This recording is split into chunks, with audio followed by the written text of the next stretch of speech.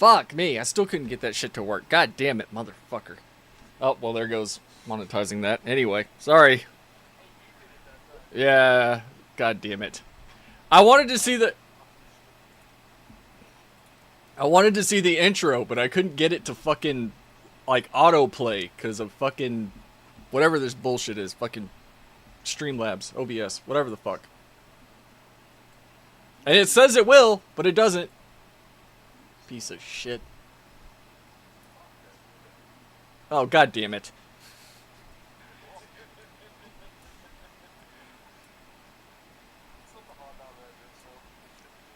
Oh, that's true. You're also not American, so the rules don't apply to you. So, there's that. Alright, hold on. I'm just gonna play it like... Oh, wait. I'm just gonna play it on the opposite side so people can watch it. As soon as I figure out... Wait, what?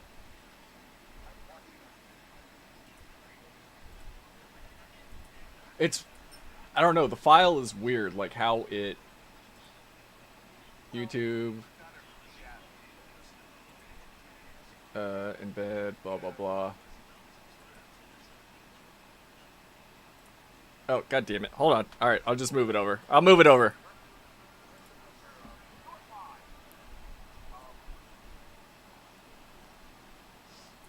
That's weird. Alright.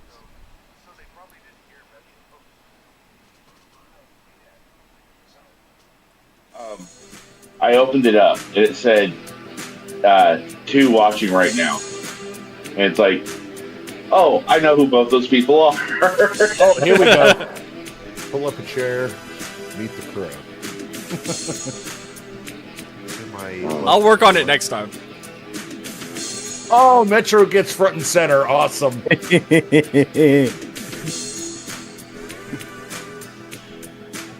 Oh, this old asshole. Oh. You should put Atlas being the official cat boy. Yeah. The lady. Fucking pug. Yes, because Mars and Orgaunt are anything but a woman. Badger the angry.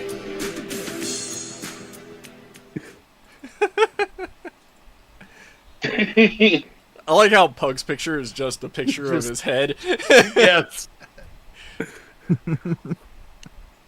I mean, there are still not enough dildos on that Mac. God damn it. Why did he put a spicy windmill on your jacket, though, Wheezy? Wait, did he really? No, he didn't. Yeah, that. And we are going to watch it again just to make sure. He had a panic moment. I'm about to. Hold on. To most definitely nuke that monetization. No, he didn't. That would have been based. God damn it. You lied to me. You lied to me. I did. I do that a lot. I do that a lot. So what's up, fellas? Haven't seen y'all in a while. Yeah, that. Yeah, not much going on right now, is there?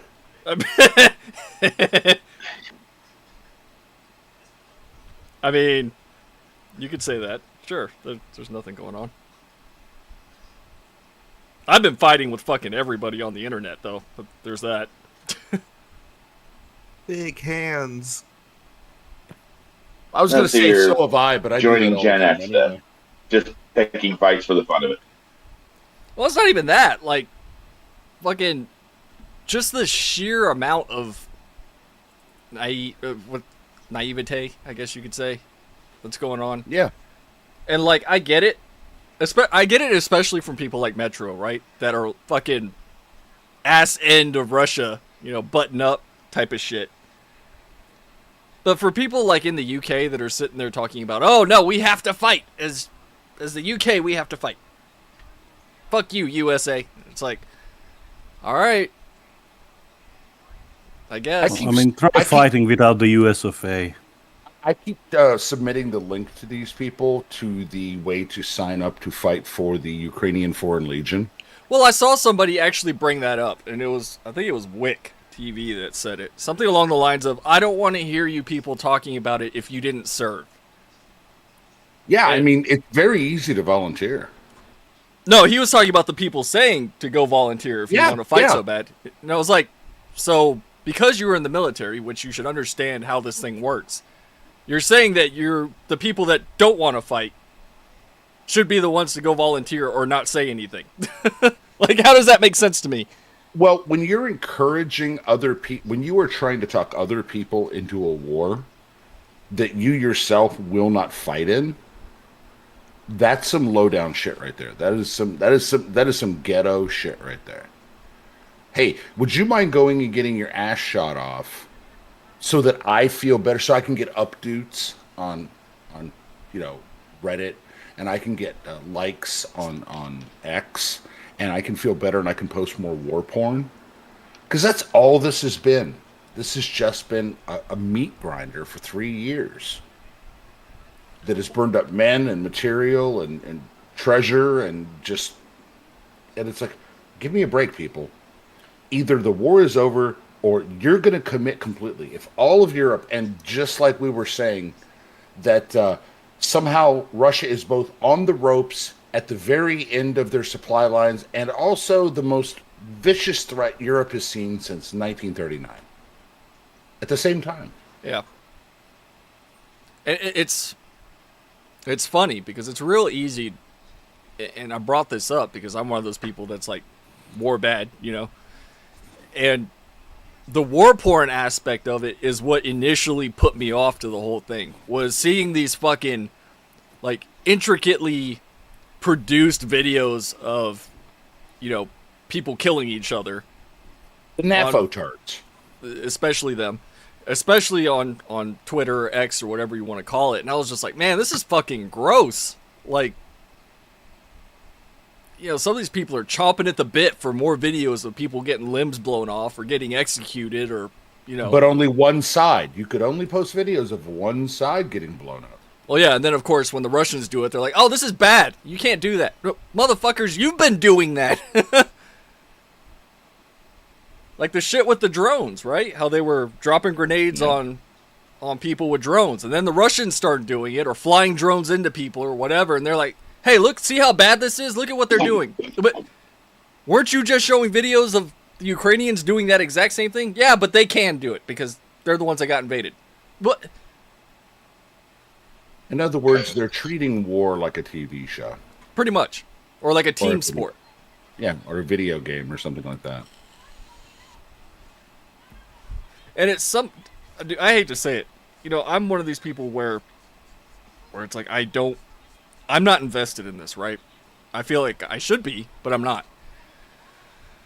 But the amount of people that will sit there and screech about how we need to do this or we need to do that, or the US needs to do this or the Europeans need to do that.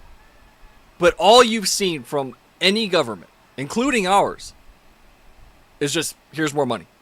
Here's more money. Here's more equipment. Here's more money. Well, and that's easy. and there are people that are perfectly fine with the governments in general, funding this war until there's nobody left. Well, it doesn't hurt them. And they're like, It's like something you said, happening elsewhere. Yeah, and like you said, it's like, oh, Ukraine can win, but at the same time they can't win. So which is it? Well, I had one idiot that was going, well, Russia's reduced to World War II level equipment. I'm like, number one, no. Number two, no. And number three, I'm sorry, have you ever been in a vehicle hit by a tank round? Now imagine 10 of them every 6 seconds.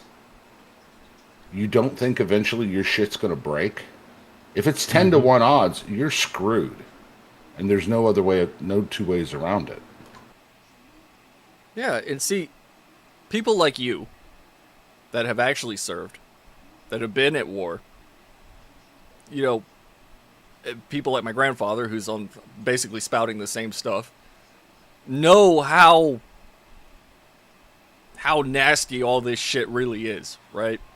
Oh, yeah. And it's real easy to sit there like I'm doing right now from my fucking chair, from my gaming chair, and talk about how we need to do something when you're not there, or you haven't been there, or you haven't seen it, and all you've seen is some fucking Zoomer TikTok video of a guy getting his arm blown off or something, you know? No. I do think, I'm sorry, Metro, but I think the United States needs to sit this one out. I completely agree with you. I think Europe needs, okay, 80 years. 80 years. This year, they have been depending on us, and they have let their systems atrophy. What did I see that report that Britain doesn't have? It's either 25 or 40 main battle tanks able to field? Mhm. Are you fucking kidding me? That's not even a battalion. They'll chew through that in Ukraine in 5 minutes. So Actually, you brought it up. I think that one round that I have is an anti-tank round, is it not? See that? it that, looked, yeah, that big it one? looked like a 37 or 40 millimeter Yeah. anti-tank. Yeah, Yeah, that one. I'm gonna go grab that just so people can see. and that's a tiny one. Yeah, that's little. I mean, I completely agree with you, see, that you, as the US of A, should completely sit this one out.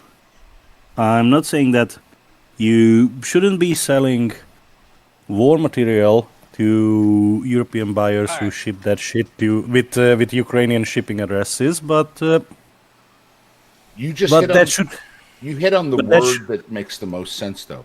Selling, not but giving. that should have been going on since 2022. I agree, absolutely.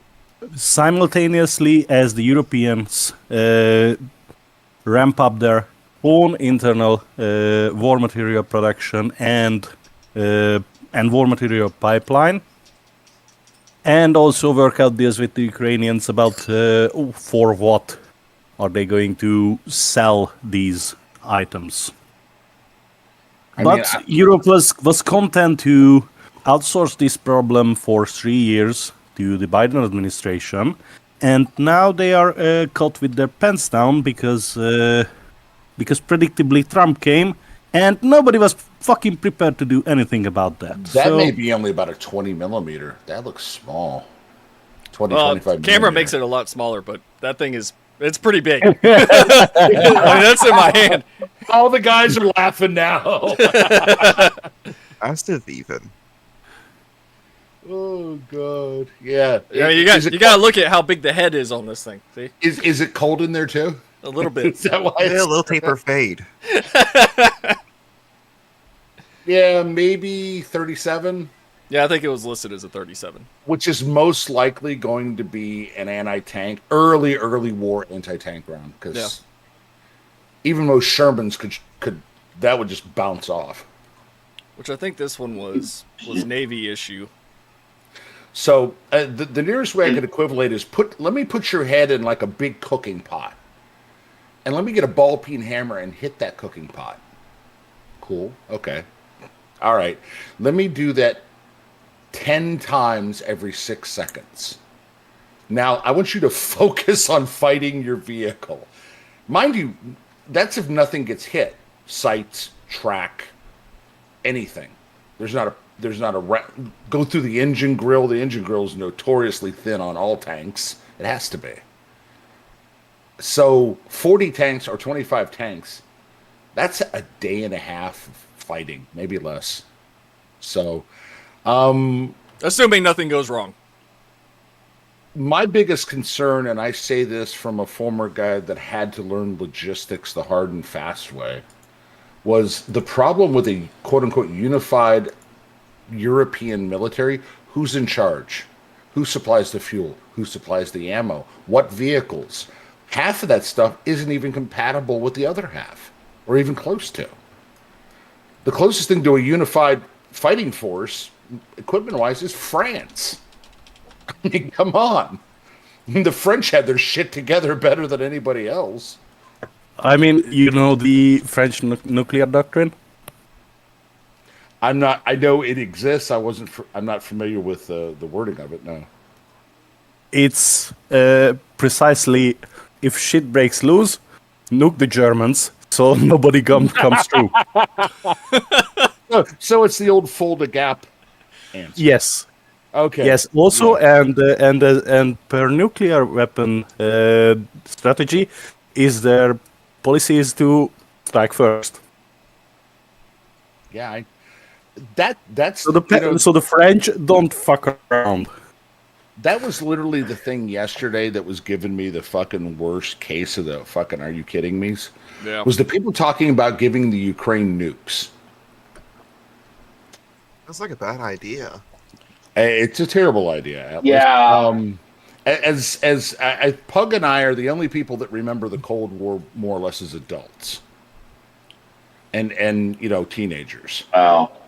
And if you talk about, and then if you talk to our parents and ask them about a certain 13 days in 1962, when the world was on the edge of nuclear Yeah. apocalypse, because Russia decided to put nukes in one of their satellite states.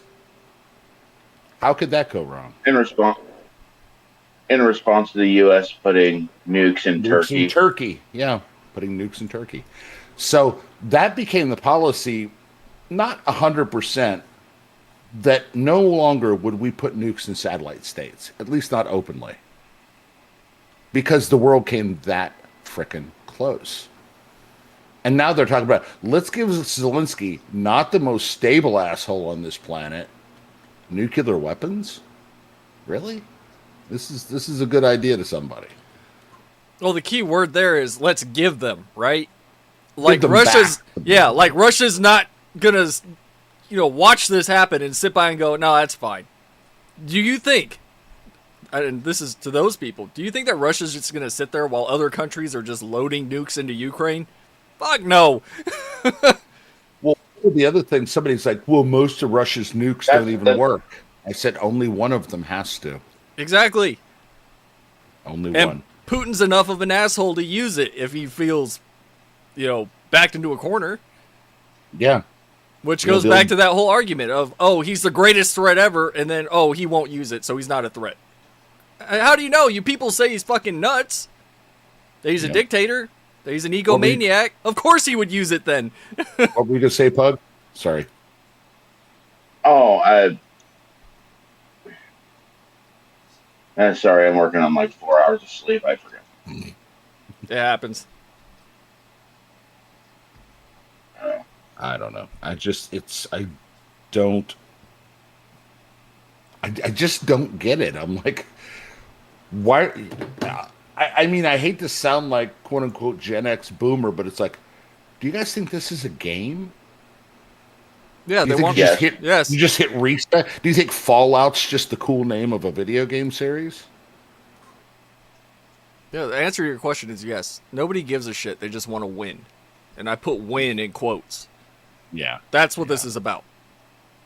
And I've seen a lot of people posing the question today of, do you really support Ukraine? Or do you just want Trump to fail and, you hate Trump? Which is it? And Well, then I'll see a lot of people... Oh, go ahead. Oh no, I'm sorry. Go ahead. No, I was going to say, and there's a lot of people in there that will go, oh, I want Ukraine to win and I don't hate Trump. But what Trump is doing, this, blah, blah, blah, it's like, okay. I posted yesterday. I said, for those of you wondering, this has nothing to do with Ukraine, Russia, any of this shit. This is the fact that Europe has sat on their ass for 3 years Doing and fuck Trump all. doing fuck all, and Trump may clean it up in a month, and they cannot stand the idea of that. They will go to war to not let Trump, quote unquote, win. They're literally, this is now TDS on a battlefield scale. Well, isn't it Starmer that today was talking about boots on the ground and planes in the air? With 25,000 active duty troops. And I brought this How up. the fuck are the British are going to pull it off? They're not. Well, they're going to Yes. drag other people in. They're going to drag the Germans in. They're going to drag the French in. Yeah, the French are already involved, so.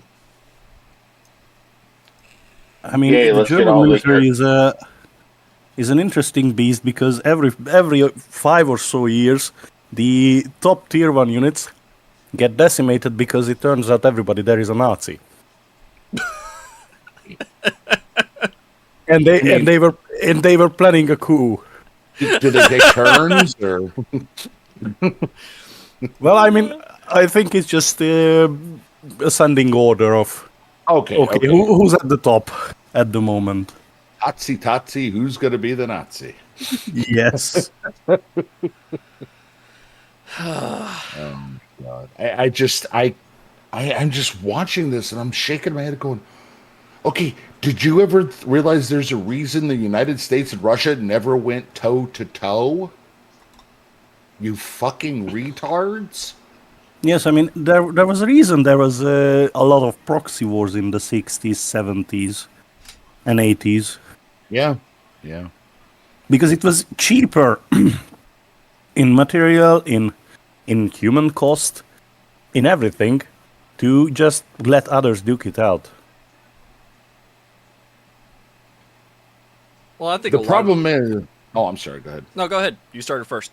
I was just going to say, the problem is the U.S. could never stop at the advisor level. We always had to go balls deep into the fight. And that's our biggest problem. We have to keep getting into the actual fight. I was saying that. I mean, when it was Russia's back garden, they couldn't stop either. So That's true. That's true. So I think that's just the nature of the game, that when you are there and when you are invested in any way, shape or form, from that point on, it's just the sunk cost fallacy. You have to feed material, feed humans, feed money into it to justify the initial investment. And that's all it's ever going to be. I mean, like I said, I see a lot of big talk and I see a lot of loud voices. But it's... My prediction is if they do go in as deep as they say, that you're going to start seeing conscription acts pop up all over the place. The British, the Germans, who knows who else. I don't think the French will. I don't know that the French are going to get that involved to be at this point, you know? I mean, the French have the Foreign Legion, so... Sure, exactly. They've already got a merc force. Yes. Oh, that was the other thing. I liked pointing out to people, do you know what Russians do to mercenaries, which is what you'd be if they catch you? Execute you? If you're lucky. Oh. Let's just say you might be a play toy passed around a little while before they do. Oh. Well, I mean, they rape their recruits also, or not recruits, the conscripts, so... Metro's like, it's just another day. Just another it's day just ending another in day, rape. depends on why in Russia. Yes. I mean, if you really want to read some fucked up shit, just look up Devoshchina. That's the practice. Where I found out was a book called Masters of the Air, which they based that really average Apple TV show on. Hey, I like that show. It was no Band of Brothers. Let's put it that way. Well, I agree, but it was a fairly decent show. But I mean, nothing is going to come close ever to Band of Brothers. But so do you remember the scene where the guys get shot down and captured by the Germans? Yes. Okay, some of those guys ended up in a German POW camp. 2 of them, for whatever reason, were routed to Russian barracks within the POW camps. Because they were Americans, they had a lot of boyfriends. They were basically pretty much raped to death. Yeah. Or damn close. They ended up in having lifelong issues from the gang raping. Yeah. So I mean, that's just Russia for you. Yeah. I mean, they... Yeah. Oh, I'm your ally. I'm your friend. Oh, you're meat. Well, what I was saying earlier is that I think a lot of the anti-war sentiment that comes from people that aren't, a progressive or a neocon or a liberal or whatever, has to do with our, the sheer amount of distrust of our government at this point and their ability to handle something like this. Well, they don't have a very good record, do they? Not currently. Korea, Vietnam, the global war on stupidity. Stupidity won. Just remember, we spent 20 years transferring Afghanistan from the Taliban to the Taliban. Yeah. And I think that's a good part of it, too, was the Afghanistan withdrawal. It was the last thing that we saw, you know, involving full-scale retreat of American forces. And that's what it was. It was a retreat. I mean, these people left in the middle of the fucking night. Didn't tell anybody. And one of the things I said, I asked somebody, I said, did you ever wonder why the vast majority of veterans are anti-war? The answer was so brilliant. All have seen it. Their answer was, well, that's because you're afraid. God, there's no dealing with these people. There's just no dealing with these people. It's like, okay, fine, you win, go, just go. They don't want Get to. it out of your system. Oh no, they never do. It's always. I don't want to. I'm not ashamed to say it. I don't want to fucking go. Thankfully, you're too old. Oh, yeah, that's true. I am now. God bless my birthday. Atlas, you better start working out, buddy. Yeah, I think of all of us here, Atlas is the only one in drafting age. Well, Shadow, if he were here. Yeah, Shadow would be if he was I here. think he's studying for a midterm or some shit. I don't know. Whatever fucking retarded college kids do. Damn Zoomers and their broccoli haircuts and they're studying. We get to see that a little taper fade. Well, I pretty much keep it not much grown out from a high and tight, so good luck with that.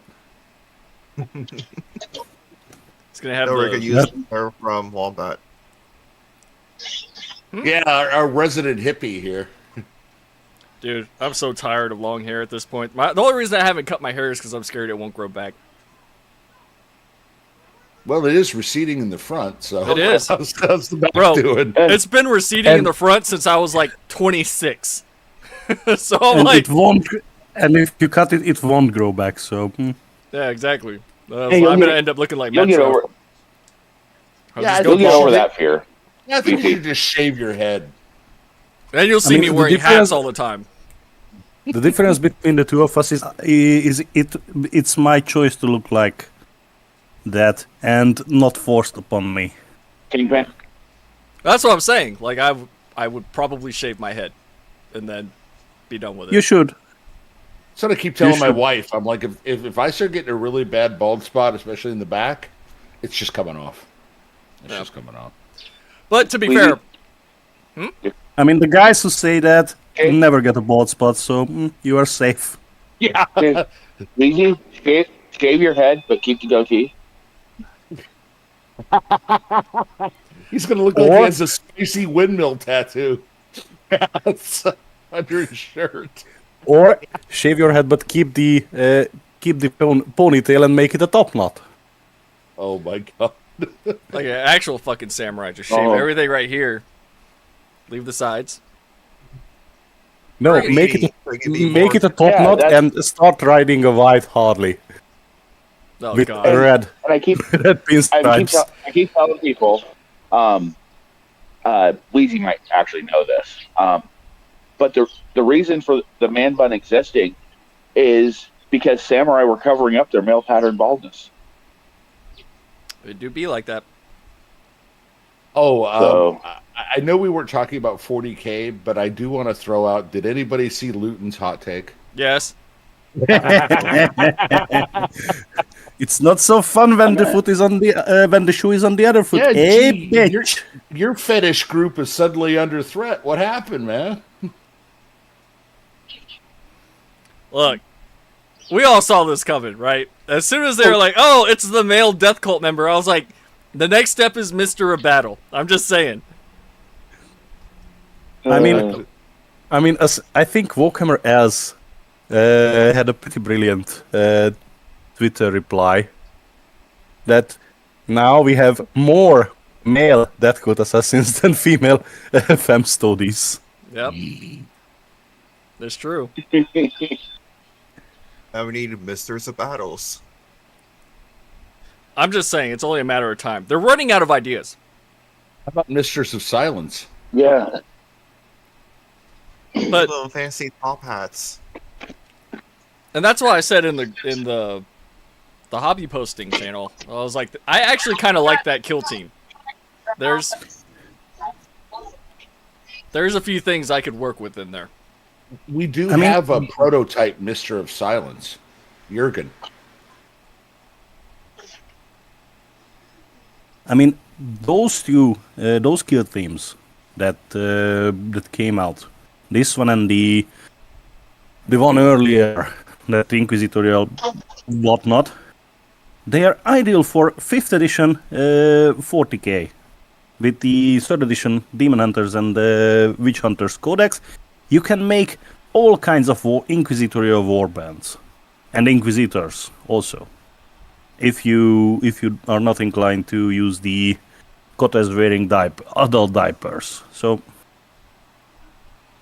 just saying, 5th edition is always open to new converts. You know, I think a lot of that. I'm starting to see a bunch of people openly hating on 10th edition at this at this point, and it makes me wonder. Yeah, I started seeing that.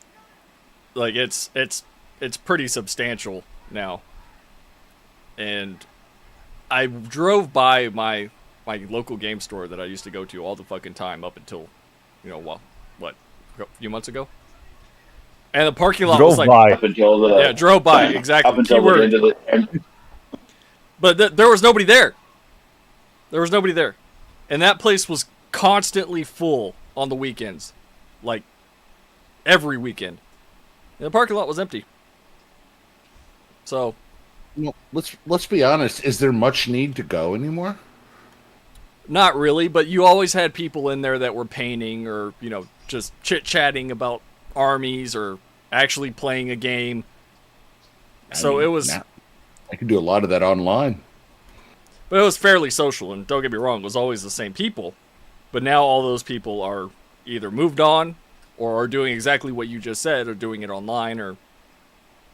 the traffic isn't there anymore. And I don't see that store surviving for another year. I've had 3 different local game stores close probably in the past 12 to 14 months. Ooh. Yeah. And But, I mean, I live in a county of almost 1 million people. I mean, there's enough, there should be enough people to support these stores, but why? I mean, I don't want to sound overtly pessimistic, but I have the same feeling that I had when the 6th and 7th edition slump came.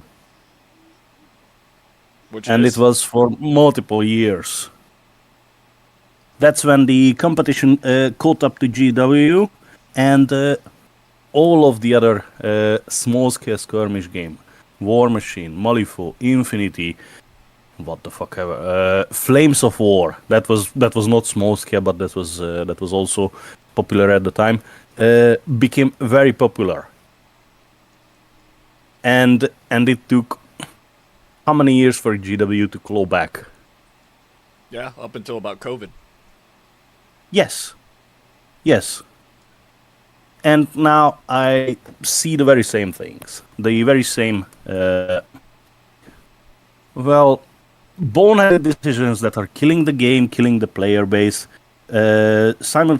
coupled with the direction of the universe in general and plot that seems to have been lost.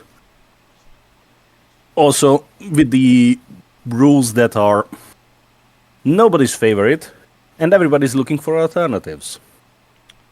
So what you're saying is that Counterpoints is going to have to abandon his 40k channel and become a liberal. No, I think Counterpoints should grow a spine if he managed to shit out one in the past couple of years, and I think we will witness another GW crash, just Yeah. like at the end of the round 3 era, with the end times and whatnot. Yeah. Yeah, I can see that. It's just Maybe so they- slow. And I think, who was it? Was it Bartrick that was like, yeah, there's nothing going on with this shit, and I'm just Yeah, he's done. abandoning his thing. Yeah. Yeah. I mean, Because the there's reason he gave nothing- us the world is healing, but I don't think that's 100% the answer. The fact is that there is nothing, unless you want to sit there and shill for GW nonstop, 24/7 on your YouTube channel, there's nothing worth talking about going on with Warhammer right now. Nothing. There just isn't. Unless you want to do like Asmagon, he does paint streams, which that's hobby related, and people will watch depending on your level of ability. But to talk about lore, to talk about releases, to talk about all that shit, it's stale at this point. I mean, what is there to talk about? Nothing. There's nothing to talk about. I mean, Metro and I are catching up on books. That's about it. Yes. The lore for Conflict 47. I mean, I've heard more people talk about the new Gundam game coming out. My problem with Conflict 47 was who one of the writers is. So I'm waiting to see what happens. Well, you see Gav Thorpe? Yep. I'm waiting Well, to see listen. how that pans out before I decide to invest in that. Listen, I think it's in general a wise decision to see how anything pans out before investing, before effectively being an angel investor and dumping money into a product that you are never going to touch. Trench Crusade. Yes, precisely. Sorry, I had something gross stuck in my throat. Don't forget to spit it out. Yeah. Going back real quick, Metro, you mentioned something about the mech in my picture earlier. Mhm. And Yes, there I are just wanted to surprisingly few dildos in it. In place I was of going to rockets. say, well, I was going to say the reason why I chose that particular mech, and CDAC can probably back me up on this, is that mech is called the Yeoman, and it's generally considered one of the dumbest looking mechs in BattleTech. In all of BattleTech. Yeah, Okay. it's just like two missile boxes connected side to side with a leg sticking out of each missile box. I just pulled a picture up. That's pretty funny. It is. If it's stupid but works, it's not stupid. So It I mean, kind this is of. But, huh? I'm trying to figure out what it looks like. It looks like a fucking toaster, but Yeah, it really is a dumb looking mech, but and that's why I chose it because Shadow wouldn't do dildos. wouldn't. Oh, that Catholic fundamentalist self of his. Or is that But Protestant? yeah, there's a lot of fan art I of it would- though. yeah, it's one of those things, kind of like the Urban Mech, where it's just kind of so stupid that it's gotten a fan base. I mean, listen, an Herbie with a nuke is a deterrent.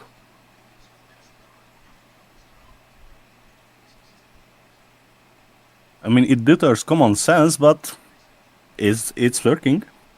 Sorry, I just step away for a second. Yeah, Yeah, the urban mech is a special little piece of equipment. Ethol. But anyway, no, I At just least wanted to. the original Irby was garbage. I'm sorry. The AC-10 was okay. Oh, look, here's our little draftee come in. Oh, I'm not there he is. You will be. Not yet. Not yet. Not if I join up Little first. grasshopper. Not if I join up first and I'm not drafted. You will be. Didn't think of that, did you? Yeah. Shadow be in Mexico. Yes. It's all right, bro. I got you. I got family still. Yeah. And I won't. And unfortunately, I won't be able to have any of the fun. I'll be fucking babysitting. So you'll be joining the war on drugs on the side of drugs? Yeah, the war on drugs won. I mean, what? So, are you saying I'll be part of the CIA as opposed to the FBI? Yeah, they'll kick off Air America again. Yeah, no, bro, Helldivers. Just call me when they need ground personnel. I'm available. Yes, I recognize. I'll call in the 54th Metronoid Cavalry. Speaking of, has Hungary said anything yet? Since Slovakia said something yesterday. Nah, they're waiting for the say-so from Moscow. Wow. I like it. It's like Slovakia, kick rocks, bitch. It's like, wow. I mean, the same can be said about Slovakia because that's a country of 3 million people. So, That's okay. That's like half of Houston. That's like Monaco saying, not Monaco, sorry, San Marino saying Italy to fuck off. I mean, okay.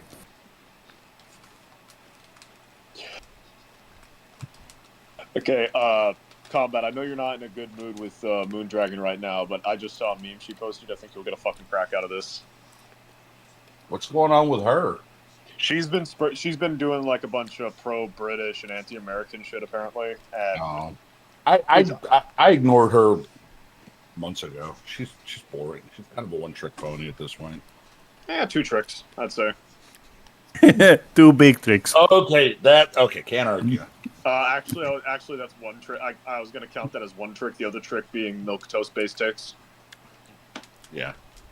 That's not a trick. That's just being milquetoast. Okay, then she has 2 in the context that CDAT implied. Look, I'm okay with people being mad at us for not wanting to get involved, right? I'm okay with that. What I'm not okay with is this woe is me, you're abandoning us mentality that a lot of these people are spouting. Again, 80 fucking years. Yeah.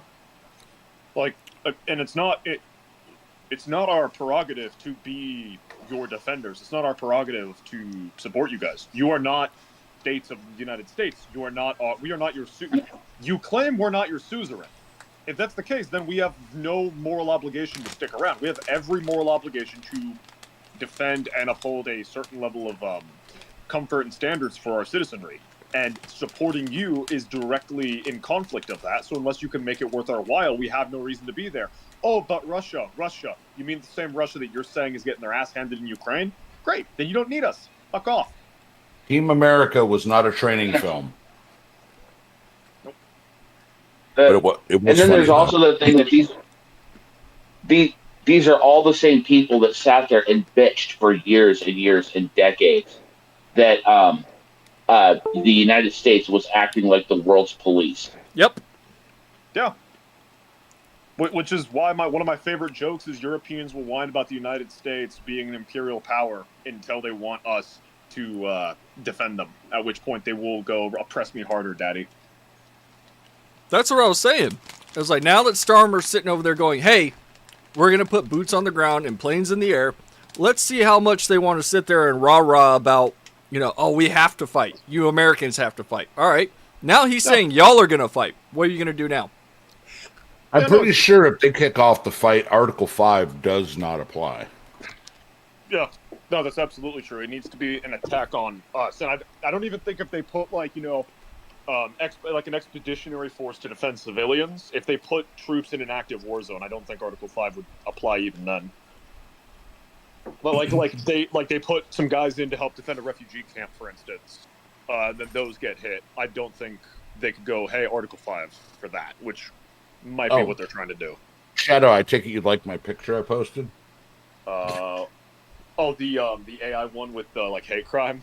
That's no. The one in general that you laughed at, the spicy windmill and the eagle. Oh yeah, no, absolutely. That's kind of silly. Again, I literally pause it and I look up and I go, "Oh, for fuck's sakes!" That's just a little bit silly. And meanwhile, Metro's going, "My brother." It's like the massive green goblin. Yeah. Just wait, what's that you're working? Wait, what's that you're working on? Is that a looks like a Torox, but I don't think it is. It's a Dracosan. Gesundheit. It's a solar auxiliary transport vehicle. Either 10 or 20, depending on the loadout. Gotcha. Shadow makes me laugh sometimes. That is my one contribution. I'm a walking meme, apparently.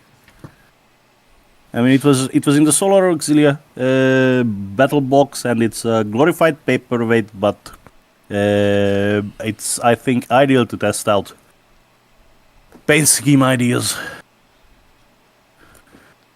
For example, I painted this in a greenish gray hue, but decided that I don't like it, so I'm just repainting it. What's the metal things? What? The metal minis that are literally right by your thumb. They're on the cutting board. Ah, this one. Yeah, that one. Eh.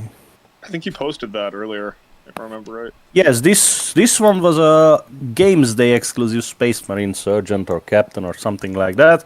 Oh. Armed with a Power Fist and a Stormbolter. Since since you're in Europe, if anybody finds the fucking Iwo Jima metal mini that GW put out way back when, I'm looking for one of those. You are looking for that? Yeah. Okay. I keep that in mind. This I haven't boy's seen on it. the wrong side of the war. I mean, I haven't seen it come up for quite some time, and I mean years. But I will keep an eye out. Okay, What is your upper limit? Oh, I don't know, $80 maybe. I think the last one I saw sold for like 60. Okay.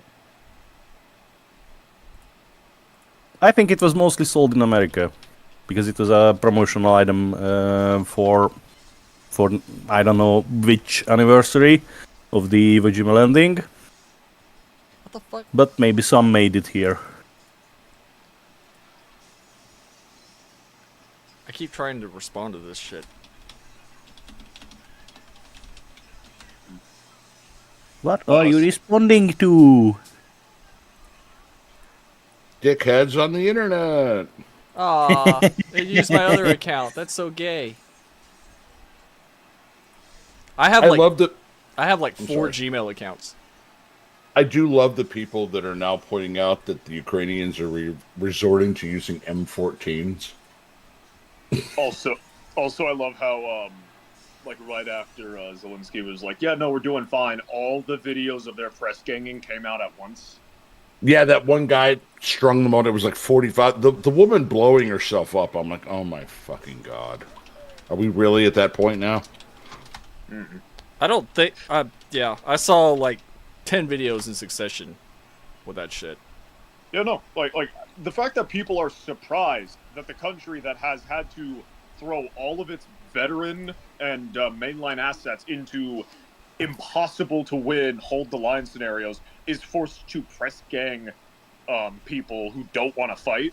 The fact that people are surprised about that is fucking wild to me. somebody in England was agreeing with it, and they're like, well, sometimes that's what you can resort to. I'm like, y'all might want to sit this one out since it's what you're well known for, is literally stealing people off of other ships. Yeah. Yeah. So you might want to sit that one out, bro.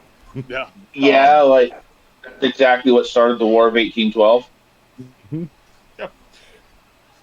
See, what I'm waiting for is Keir Starmer to go, yes, we will be joining the conflict, and we will be calling upon our migrant populations.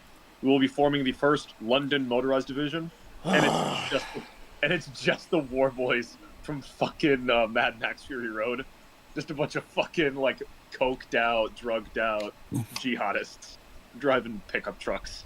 I want that so bad. Talk amongst yourselves, because I'm gonna have to fix this shit. Okay. Fix your shit. No, I think.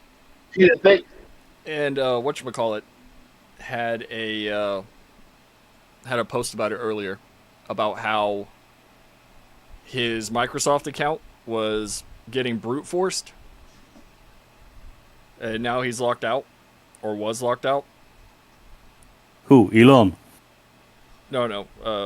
One of the guys on X. I think it was. I can't remember who it was. I'd have to look at it. But mine was getting brute forced yesterday too. So what they were doing was constantly, constantly doing password attempts and failing. So now I got locked out like yesterday evening. Yeah, same here. Strangely enough, that was happening to me as well. Yeah, it was a lot of people. So that makes me wonder if there was some sort of attack yesterday on... What the fuck is so important about the Microsoft account?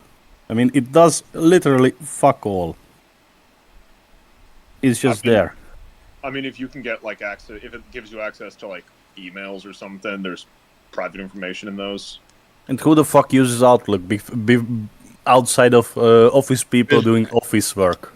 I mean, yeah, the company I work for, which is like 75 people, is abandoned Outlook, man. Valid. That's true.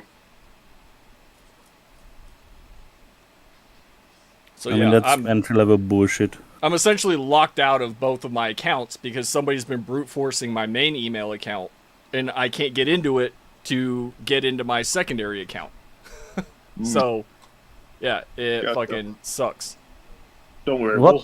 we'll hold conversation while you figure that out. So, What a fucking tragedy that you can't read the work emails. No, this is my personal. That's what makes it worse. You have personal Microsoft email accounts. Oh yeah, dude. I've had a Hotmail account for like 100 years at this point.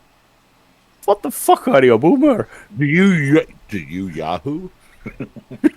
No, a lot of my stuff is tied to that old email account. I mean, at this point, I would imagine you have an active MSN account. How I missed that. He's the last guy still trying to nurse his, oh God, what was that social media called before Facebook? MySpace? Yeah, Weezy's still trying to get his MySpace account. I was Bro, I had that thing until they kicked me off. I was thinking more along I the have lines no of idea what Netscape. MySpace is. I mean, MySpace forced us to learn HTML coding just to have a fancy shit website. Yep. With a And it was background and a fun. header and all that shit. And music playing in the music. background. Yep. And my top 5 favorite people. Why do 4 of the 5 live in Argentina and have mustaches? wait, Combat, you're Argentinian? You're a fascist Mexican? No. I'm a Mexican. Yeah, well, But you can identify as a fascist Mexican, so. Well, no. Oh, if he's a fascist Mexican, he's an Argentinian. Like, if he's a socialist Mexican, he's a Brazilian. Yeah. True. And he's a coked up Mexican, and then he's Colombian. Yeah, and if he's an aristocratic Mexican, then he's a Mexican. No, he's Spanish. Mexican, not a Mexican. No, He's an No. aristocrat. If he's an aristocratic Mexican, he's an Austrian. What the fuck? Why is it doing this to me? It's a good thing you didn't drop out of art school then. Oh God, I've got a friend listening, and she's like, "What the hell's wrong with you people?" There are a lot of things. There are many, Yes. many things wrong with us. What's wrong with us? Yes. Correct. Yeah. Categorically. They do be like that. Unironically. Things are breaking. So to our newest listener, let's see, we have Hans up at the top of the screen there, playing with his paints. He is a fan of Austrian windmills and songs called Erica. I like the sound of music as well. Yeah. yeah. He's also a defective Hungarian because he likes Romanian women. Well, one. Okay, one. One too many. But then we got Wheezy, our esteemed host and owner of the site that we continue to demonetize. Though today that was on him. He literally came out the gate swearing. So. Let's see. We have Shadow of Hawk 55. Despite his name, he's more like what 12, 13. Yeah. 21. Yeah, keep trying. Sleepy Atlas, resident cat boy. He fell asleep again. Currently doing That is why he is the sleepy. He is. And the butt pug. Don't put an L in there. Whatever you do, do not put an L in there. Demonetized. And I'm sure we'll end up swinging back around to world events because, like, really, what else is there to talk about? Luton shitting himself.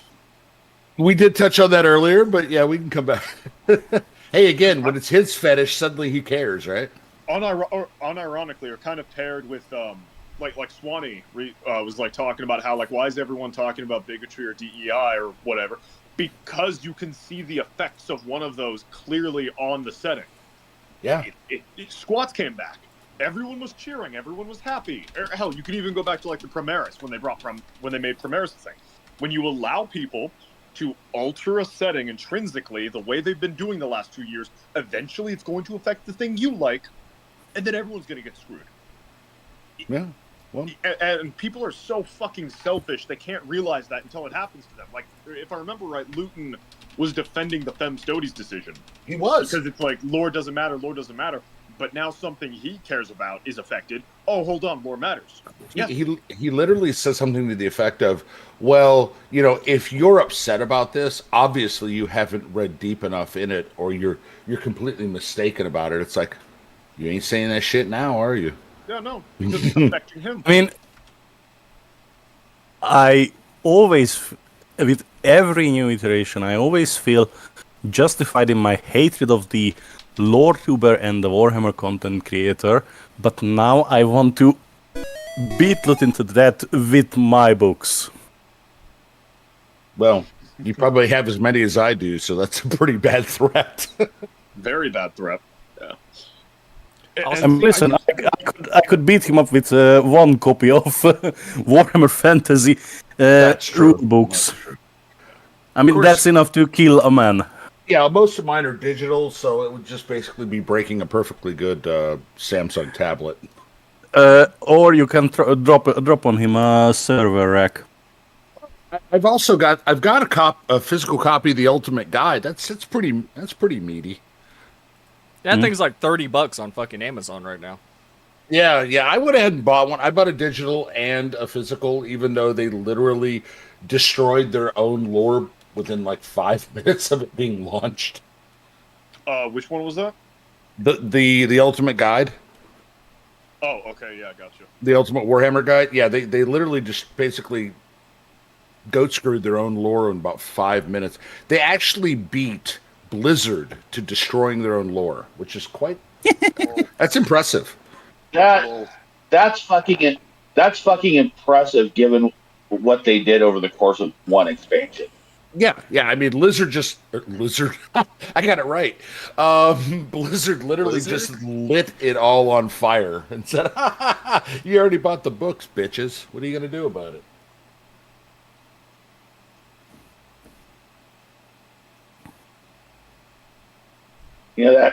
That's why I said what I said last night about Diablo and uh, the quality of Blizzard writing being the approximate quality of wet runny dog shit anymore. Hey, Shadowhand. Hello, You're Hannah. Shadow. Aloha. Aloha? ¿Cómo estás? Hey, we don't speak Spanish. This is an American server. You go This- find a Mexican server if you want to speak Mexican. You want to speak Mexican? You find a Mexican tank. Wait, shit! Now I need to add fucking Shadow's hand to the intro. Son of a Holy bitch! Why'd you have to show up, man? Wow. Big move, man. I need to spend like 6 minutes adding you to the picture. I mean, I was on a ghetto tank. Does that count? I was literally the only white dude on the tank. They called me Warden. Does that count? No, they named the tank Death Row, and they literally my call sign at the time was Warden. That's amazing. One of my better crews. I'm not gonna lie, man. They talked a lot of shit, but it was funny as hell when we do a rundown range because it was literally trash talking each other in the tank while we're going down range. They are trash talking each other's mamas while we're getting ready to fight. Oh god. I mean, listen, if it's internal racism, it works. If I it's literally- external, Yeah, I just kept my mouth shut. I was like, I'm pretty nope. sure external racism works too, but Well, yeah, it does. yes, as a unifying factor against somebody outside the group, Metro's as an living in-group, proof. out-group. Metro's proof racism works. Yeah. He pisses off everybody. dude, that's what I hate about the internet, right? Is like you can have the most milquetoast fucking take ever, and somebody will screech about how like awful you are. Like, It's like the joke. This is an argument nobody can make. It's a stick. That's a branch. Why didn't you get it from a darker tree? What are you, some kind of bigot? It's literally that level of stupid. yeah. But I was trying to find an example that somebody just made. I saw it on my phone, but I didn't see it. It won't pull up for some reason. So, here's this example that somebody's using for this whole Ukraine thing, right? The beacons are lit. Gondor calls for aid. Oh god. That's how it starts, right? And then all the responses are in quotes. Who cares? I don't live there. Let them fight their own wars. What did Sauron ever do to me? Not my problem. While Gondor is just as bad. Why do they keep fighting? They're just getting their soldiers killed for nothing. This motherfucker literally used the Lord of the Rings as an example for what's happening. It started a shitstorm in the process. It's mostly people saying, yeah, this doesn't work. It's just, yeah. Gondor was the fire of the West. It was objectively, it had a bad leader, but it was objectively a morally good nation. And were it to fall, You had to put a fucking quarter in this bitch, and now he's off and running. Well, Jordan Reed did the same shit like yesterday. That's true. That's true. the extent of their knowledge, to quote V, the extent of their knowledge of human history is Marvel movies and World War II. And they don't even understand those correctly. Well, I was going to say World War II. Literally, some chick put picture. They're yelling at Zelensky. Picture of Winston Churchill, 1948. Winston Churchill wasn't the prime minister. Clement Attlee was. Well, look at him. He's wearing a jumpsuit. Do you notice all the cameras around him? Bro. It's a photo op. The It's a photo op. The worst one was the example of using J.D. Vance at his own wedding, which was an Indian wedding. Yes! Hindu wedding. Yes. They're like, oh, yes. he's not wearing a suit to his Indian wedding. I was like, technically he is. Because Indians are, and I mean this lovingly, godless heathens who don't follow our customs when it comes to weddings. Why be mad about that? I mean, Indians don't follow any fucking customs, so... No, they Oh follow their god, own, here. they're just Now we're gonna go down the Pajit Trail now. I see. Can we? unironically. Can we not, please? Oh, prefer if we didn't. combat spirit. The high point of the Indian civilization was when the British came in and said, the wife burning will stop. And they stopped. But here's the Joy Reid quote from the 28th. We will never be a monarchy. Know that. To quote the Lord of the Rings trilogy, Gondor has no king. Gondor needs no king. Are you retarded? That's coming from the, He must be. even if you watch the fucking movie, it ends with him becoming a damn king. It ends with Aragorn assuming the mantle of King of the West. Motherfucker, it's called Return of the King. They are unironically retarded. These Oh crap! Did Mickey Mouse enter the chat? I mean, is this Joy Reid? Really? yes. Yes. She Can I posted it drop a on... hard R? Can I drop a hard R? No. But she posted it on Blue Sky, so I mean, that's probably why she got a bunch of seal clapping. Because this bitch is When they were retarded. Yeah, she got the seal clapping when they were. Excuse me. She got the seal clapping when She got fired. when they. No, when they were bothered to look up from their child porn. How did somebody suck cheese pizza? Bro, who was it? Who was it that came back? Was it somebody in the like Wokehammer crowd that came back because they were like, "Yeah, Blue Sky is boring. Yeah, I'm coming back here." I mean, I forget think who it was Stephen Yeah, King. it was. Stephen King did come back, Yeah, yeah. he did too. But I'm just saying they're slowly trickling back because their hug box is boring. They want people like Bits and some of the other ones, they desperately want to come back. Bits Bits doesn't can't get come his back. fucking handle back. I love that. That is still one of the best trolls No. I've seen in a while. Shout out to Farrell for that. Fucking based. Yes. One of the greatest things Canada has ever done for humanity. That was funnier than shit. Yeah, I think you think the greatest thing they did, Shadow, was Justin Bieber, but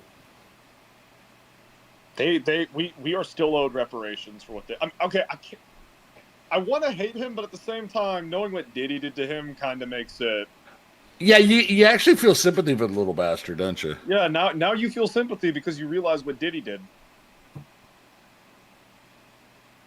Don't give me that sob story. I don't want to go and apologize to Rebecca Black for Friday and what I said about her. My wife's going, "Who did what?" And I just explained it. She goes, "Oh my god." He's smart. She does not engage all this bullshit. Stardom. But yeah, so Yeah. Metro, I will send you hundreds of dollars if you sign up for the Kingdom Come Deliverance Rattay tournament on the 14th of June for full contact. I will sponsor you. I will sponsor you to put on a suit of armor and go fight those motherfuckers. Dude, let me know. I'll kick in on that too. Fucking That's Some slurs rolls too. rolls up in a fucking surcoat with the freaking your channel banner on the surcoat. I'll make it happen. Let's go. You're the only one closest. And he's got to have that face on his armor. Sir Metronoid the Slurterabo, representing House Wheezy Pillar. And his battle cry: pick slur, pick random slur. It's gonna be on his shield. And it will be like the nice tale with Heath Ledger, but more retarded. Yeah, let me know. I will kick in on that as well. That would be Fucking- amazing. Fucking same. Somebody's gonna have to fucking record that shit. I would do it myself, but that's too far. But I'm just saying, I'll get you a custom-made shield with the N-word on it, just so you can show up with it on your back. So you can have it on your back. I would fucking. I mean, I would enlist in the Ukrainian Foreign Legion desert just so I could be there and watch that. That'd be beautiful. I mean, if you are going to send a shield, don't engrave it with the air slot or something. Engrave it on something about gypsies. Okay, all right. That should get them going. Again, as we were Lizzie discussing, Gobbler. remember, there's an entire enclave of them in the Appalachian Mountains, and they're not trusted. When you can't be trusted there as an outsider, what have you done wrong in life? What's your favorite colors, stole Metro? stole from the poorest. Oh, Metro's favorite colors are white, black, and red. We already know yes. that. Done. You enrolling him? No, I should though. I should. He's gonna get an email saying, "You're enrolled, good sirrah." Sir Jesus Slurpabo. Go to the house of Lizzie Gobbling. Oh God, the House of Wheezy Pillar, representing the noble knights. Oh God, need a name for this. Shit show. The Knights of Shit Show. That's pretty good. I'm almost there. Hold on. Don't give me a minute. I mean, the red wedding was a spectacle, but this will be the brown wedding.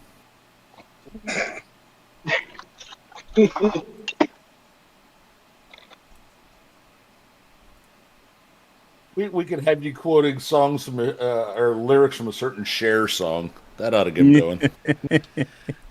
Fuck. How do I need to add text. Just go in screaming like a virgin.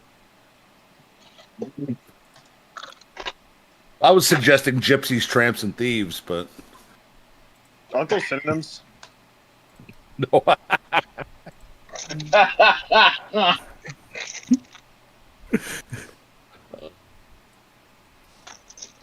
You know, like I said, have a loudspeaker blasting Erica as she go walking out on the field.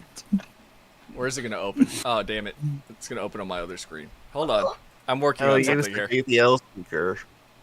You know the next project now has to be. Ah! What is that? Fuck off. All right, whoever's vibrator just kicked off, could you knock it? Could you just like wait a little bit, please? Sorry, I had to make sure the kickstart worked. Hold on. I'm working on something. I was gonna say that thing did sound like it had fucking deep cycle batteries hooked to it. Kickstart. I mean, It's the only way to go. do you want to know why the witches don't wear pennies? Uh-oh. Extra grip. Oh god. What? I just threw up. Are you trying to say the brooms look like a snail trail when they're done? Extra grip. Oh God. I'm sorry, Wheezy. I know you were so proud you got monetization back. Hey, today did it to yourself. I'm working on something. I'm almost there. Just give me a minute. He's distracted. Drop the R-slur. I can still hear you fuckers. You're Mexican. You can't do two things at once. Come on, man. No, that's me. Also, it's siesta time, so go and have a nap. Yeah, we know you're sleepy. While combat's distracted, who here would describe themselves as a Francoist? A what? Where's the Franco? Why? Why would anybody be that? Okay, who would self-describe as a black shirt? What the hell is that? Wait a minute. I feel like this is a trap, man. I'm just That listing off Nazi different- I've got it. I'm just Okay. listing off different- I'm just listing off different kinds of fascism.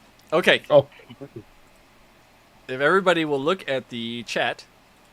Chat. Okay, let's see what the chat says. Ramadan? No. I mean our channel chat here. Oh.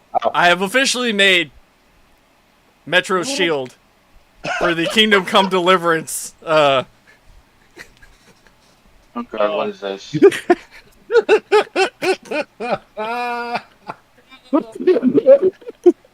The only thing that would make it better is if you had like on the bottom, like the script, not the scripture, the scroll, and then something in Hungarian about hating gypsies. That'd be beautiful. Or instead of a cat or something, have a German Shepherd. Okay, I'd have to pay to like make this a little bit more intricate Yeah, no, the way I wanted to. Oh, okay, okay. Yeah, it's a free circle. So when we finally Okay, drag it's- Metro into doing it, then we'll all kick in and get a better looking shield. Yeah, then I'll pay for it. And then we'll Or, make- or we make the general idea and we just harass Gaunt into making it. Yeah. We should- So instead of that name, why not just put Hard R? That would Because actually be more triggering. Because I can't show that on YouTube. I'd have to do that offline. Oh, okay.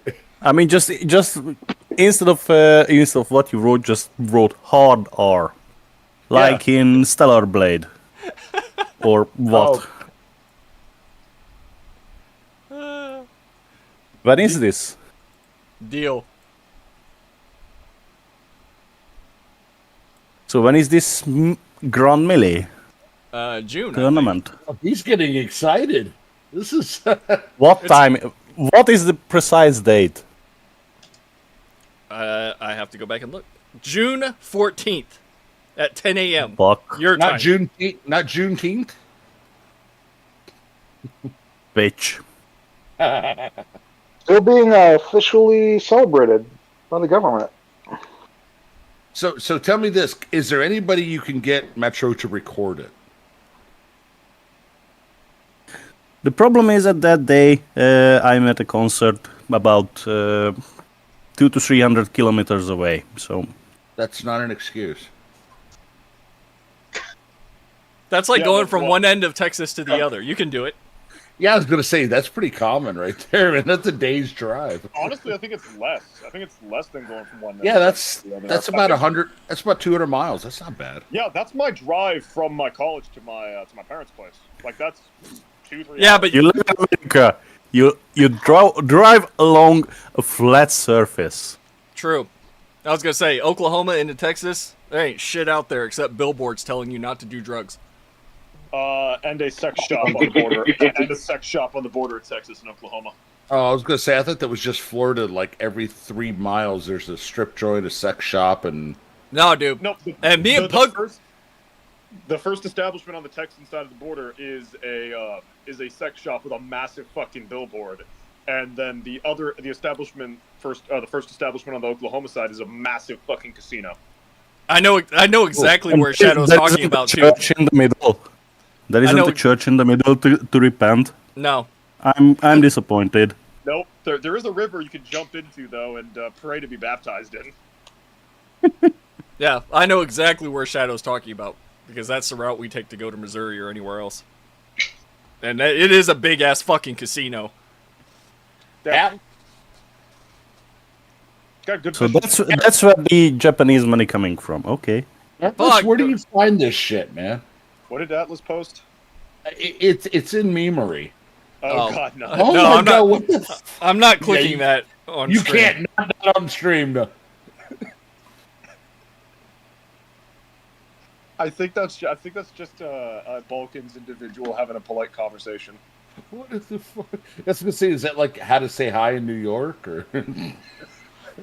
Hey, I'm walking here. You know that scene supposedly was completely unscripted. Yes, I know. Yeah. But yeah. I mean, taxi drivers are everywhere. Fucking parasites. Oh, So- I love the meme about Moondragon, by the way. That was her Oh, own the one she fucking meme. Yeah. Yeah, no, Oh. she posted that. Oh, well, at least she's self-aware. Yeah, Oh, she's that's- absolutely self-aware. yeah. That's like I mean, if she were self-aware, she'd post tits. But no, she does. Because she But, like, reposted me making fun of her. So there's that. When is she changing her name from Moondragon to Bad Dragon? I think that's her alt. Oh, I thought, hey, isn't that the one that paints the Tyranids in different colors? I In the think pastels? which one? The fucking e-girl Top that was Mouse talking Ever? about, oh, I got kicked out of the Warhammer group and I found peace in the Yeah. LGBTQ Warhammer group. Yes, God. yes, because painting your Tyranids after your Bad Dragon dildos is quality life choice. Having bad dragon dildos is a quality life choice. What do you mean? That's the first fucking mistake that was made. I don't know if quality would be a word I'd intrude on or bring in on that, but yeah. I mean, quality in air quotes. I mean, how to put it? A sign of a stable and well-adjusted individual with good connections to his or her parents. That, there's- that doesn't there's- exist. Definitely there's definitely some daddy issues going on with those, but Unironic daddy issues. Okay. Oh, God, I mean, I remember those one issues year. started she wasn't fucked by daddy. Oh my god. I remember one year for Christmas as gag gifts for all my friends. Bad Dragon sells mouse pads oh God. with certain choice gel pads on them. And so I just bought like a bunch of those, as gag gifts for my friends. Gag. Oops. Well, they're going to gag on something. So I just want to know. Oh, I was going to go somewhere with that, but then I completely lost it. So. Hug, I'm not regretting joining your campaign, because if that's going to happen to me, I'm scared. No. Listen, the kind of deed. Shadow, you can always kind of gift it to Ravarak. Bug's gonna shout, "Look at the sky! It's a bad dragon!" And Shadow's his character's just gonna fall on the ground and go into convulsions. No, that's more like my Shadowrun games, not my D&D games. I mean, listen, if Shadow falls on the ground, it's face down, ass up. He's gonna pull a raccoon. This is only $13. I'm gonna send this to every single one of you if I ever find your addresses. No. Oh God, no! I'm really glad that I never... Oh, what did you find it? I do not wait, want to wait, wait, explain wait. this. Wait. Okay, I do not want to. Does it come in white? Does it come in white? What are you racist? Hey man, Oh my old God. Russian proverb, right? If shoe fits. That was the line of the entire broadcast. Does it come in white? Does it come in white?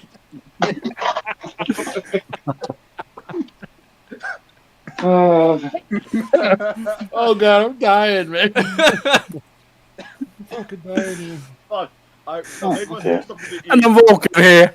I take a fucking bite, and that's what I fucking hear. It's not a steak.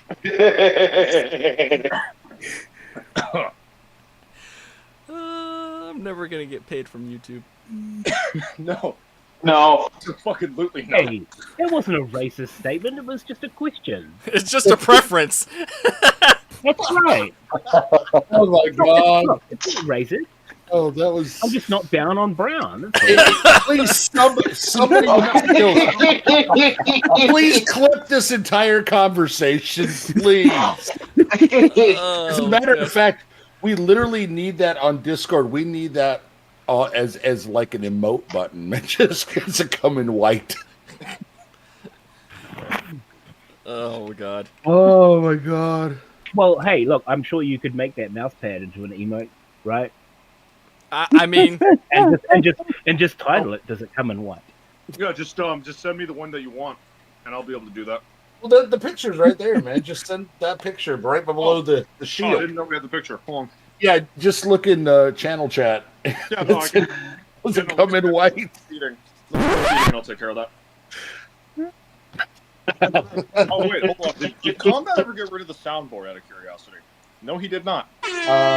You will be killed by traitors' hands! oh my god.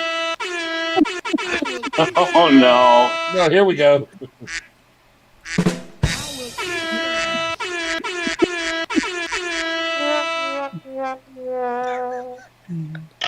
Sad wombat noises. I'm gonna come. I have a lot. Daddy, chill. That is. Goddamn thing. Because if you want the soundboard for stream stuff, like we could also put some stuff in the soundboard. For the Emperor! Just like that.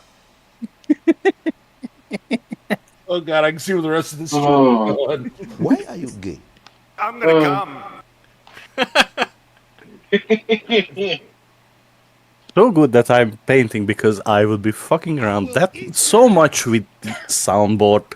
I'm too scared. Fuck! Even in the future, nothing works.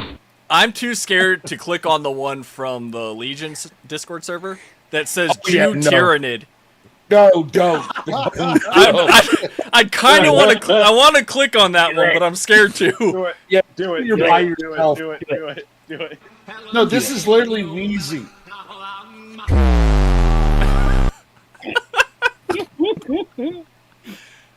This will be Wheezy in 10 years. Out of order! Fuck! Even in the future, nothing works. He'll be still trying to do IT. What the fuck was that? It's a female! It's a female. What is this? Fighting women! Yeah, there's a lot. Burn in holy fire! Daka, daka, daka, daka, daka, daka. What is this?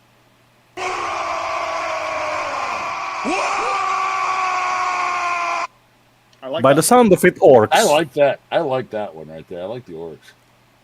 I want to click on add sound. Orcs, orcs, orcs, orcs, orcs. Is that from Badger? Yeah, of course. I was about to click on that.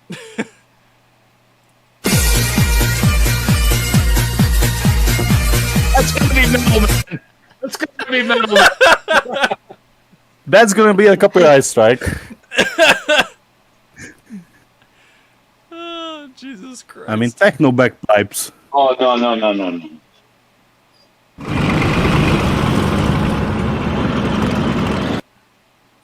Okay. I don't want you people to get me in trouble, but the dog is crying, which tells me she needs to poop. Dude, we don't care You know about what we your need? fetishes, man. We will be good. We will be very good. I'm gonna be watching for my phone so I can run back in here. Comparatively. No, he's gonna leave us the keys to this. Oh man, this is gonna go We will be- wrong. I We mean, promise to be very well behaved, comparatively.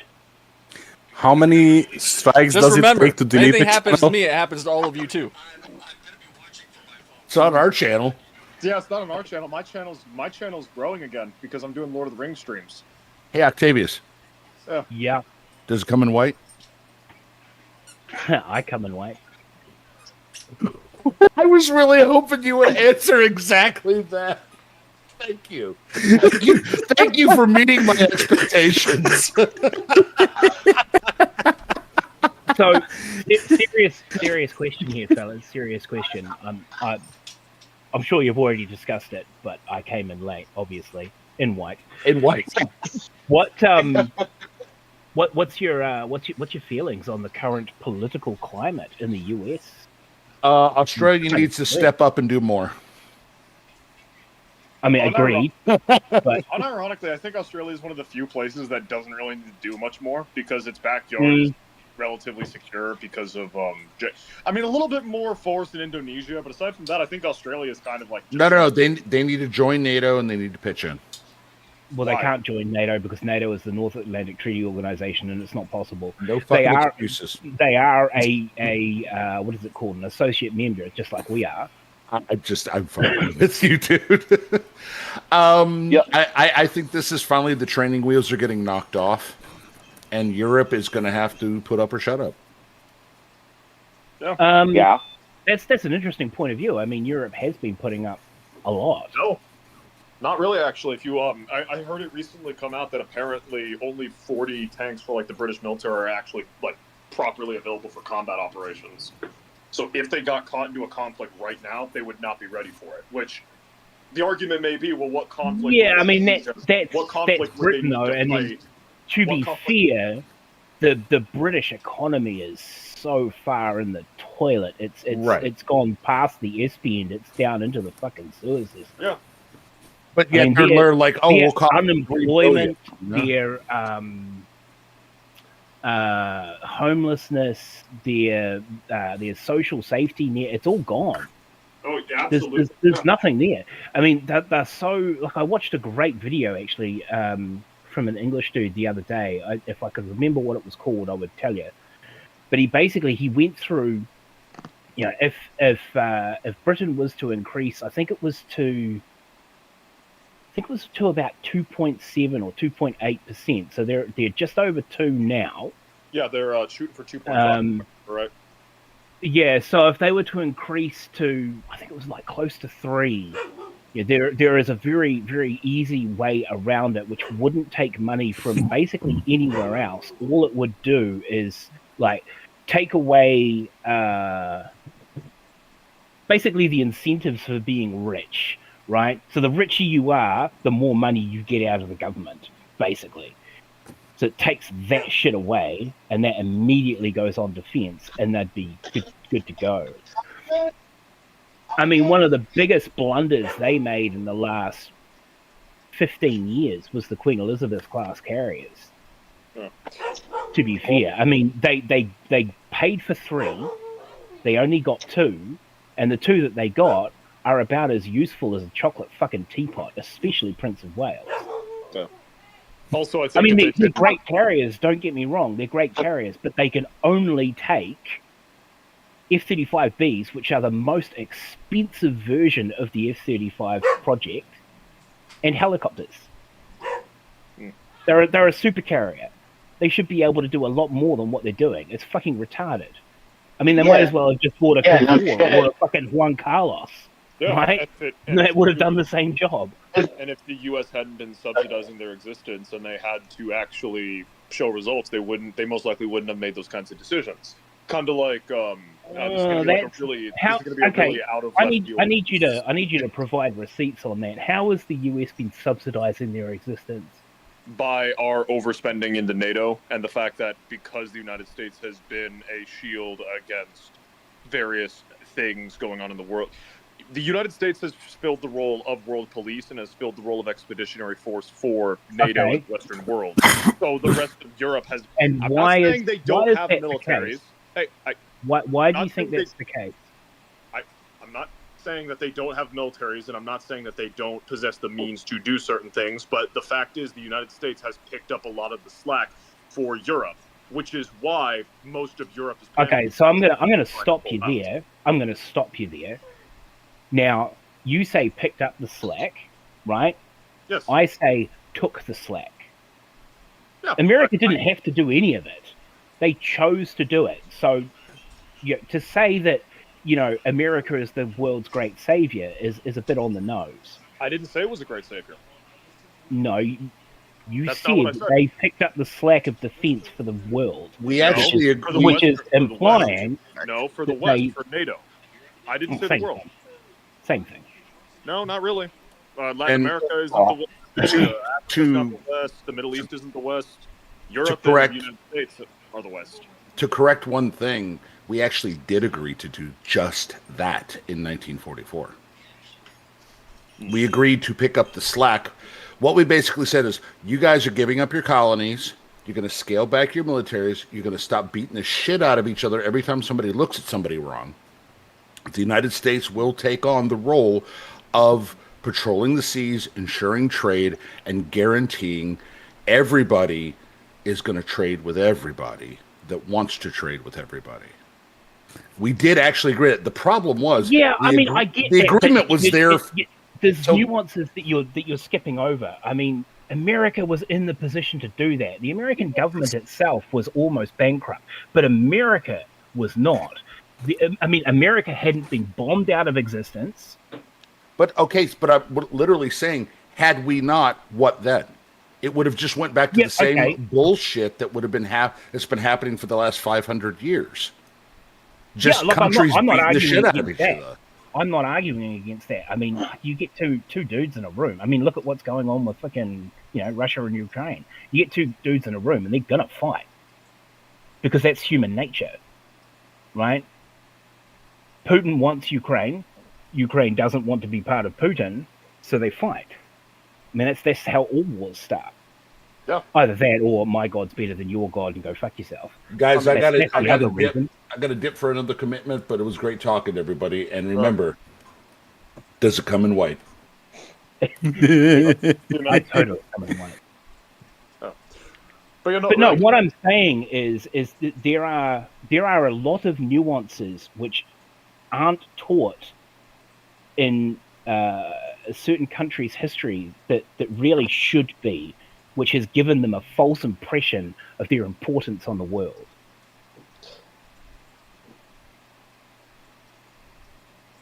I mean, take out the United States right now. What happens to global shipping? Can France maintain the same security that we have? Can they protect? I mean, Can to they be protect honest, the Red Sea? Can Britain do it? Can Germany do it? Can Poland do it? Do they have the capacity to mobilize? To be honest, world shipping is controlled by the Chinese, my friend. It's not controlled by America. When you were speaking earlier, did CDAT and I interrupt you? You got it, dude. Shadow, No, we didn't. Shadow, calm the fuck down. Yeah, actually, Really? you do need to calm down, dude. I mean, we're having a discussion. Yes. You're making it into a really aggressive argument. And when you were trying to make a point earlier, everyone let you speak. I'm trying to make a point, and instead of letting me finish the point, you're jumping in. Now, I've done that in the past, and I admit that I've done that in the past, but in past discussions, you would get onto me about that. For jumping in. I've tried to correct that. I'm bringing your attention to that right now because you've gotten on me in the past about that.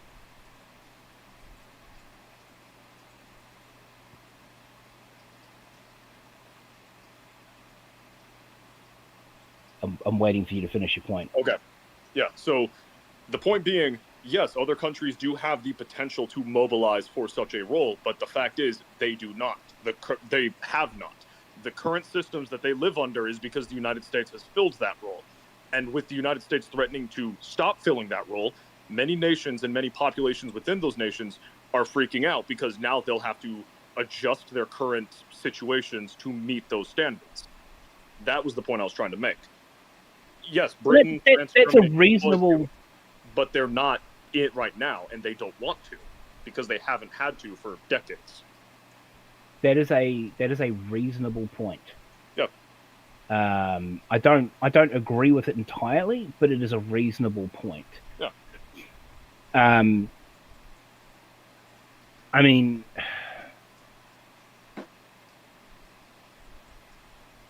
something to add into this is that a lot of the shipping that the American Navy does protect is predominantly shipping that benefits America.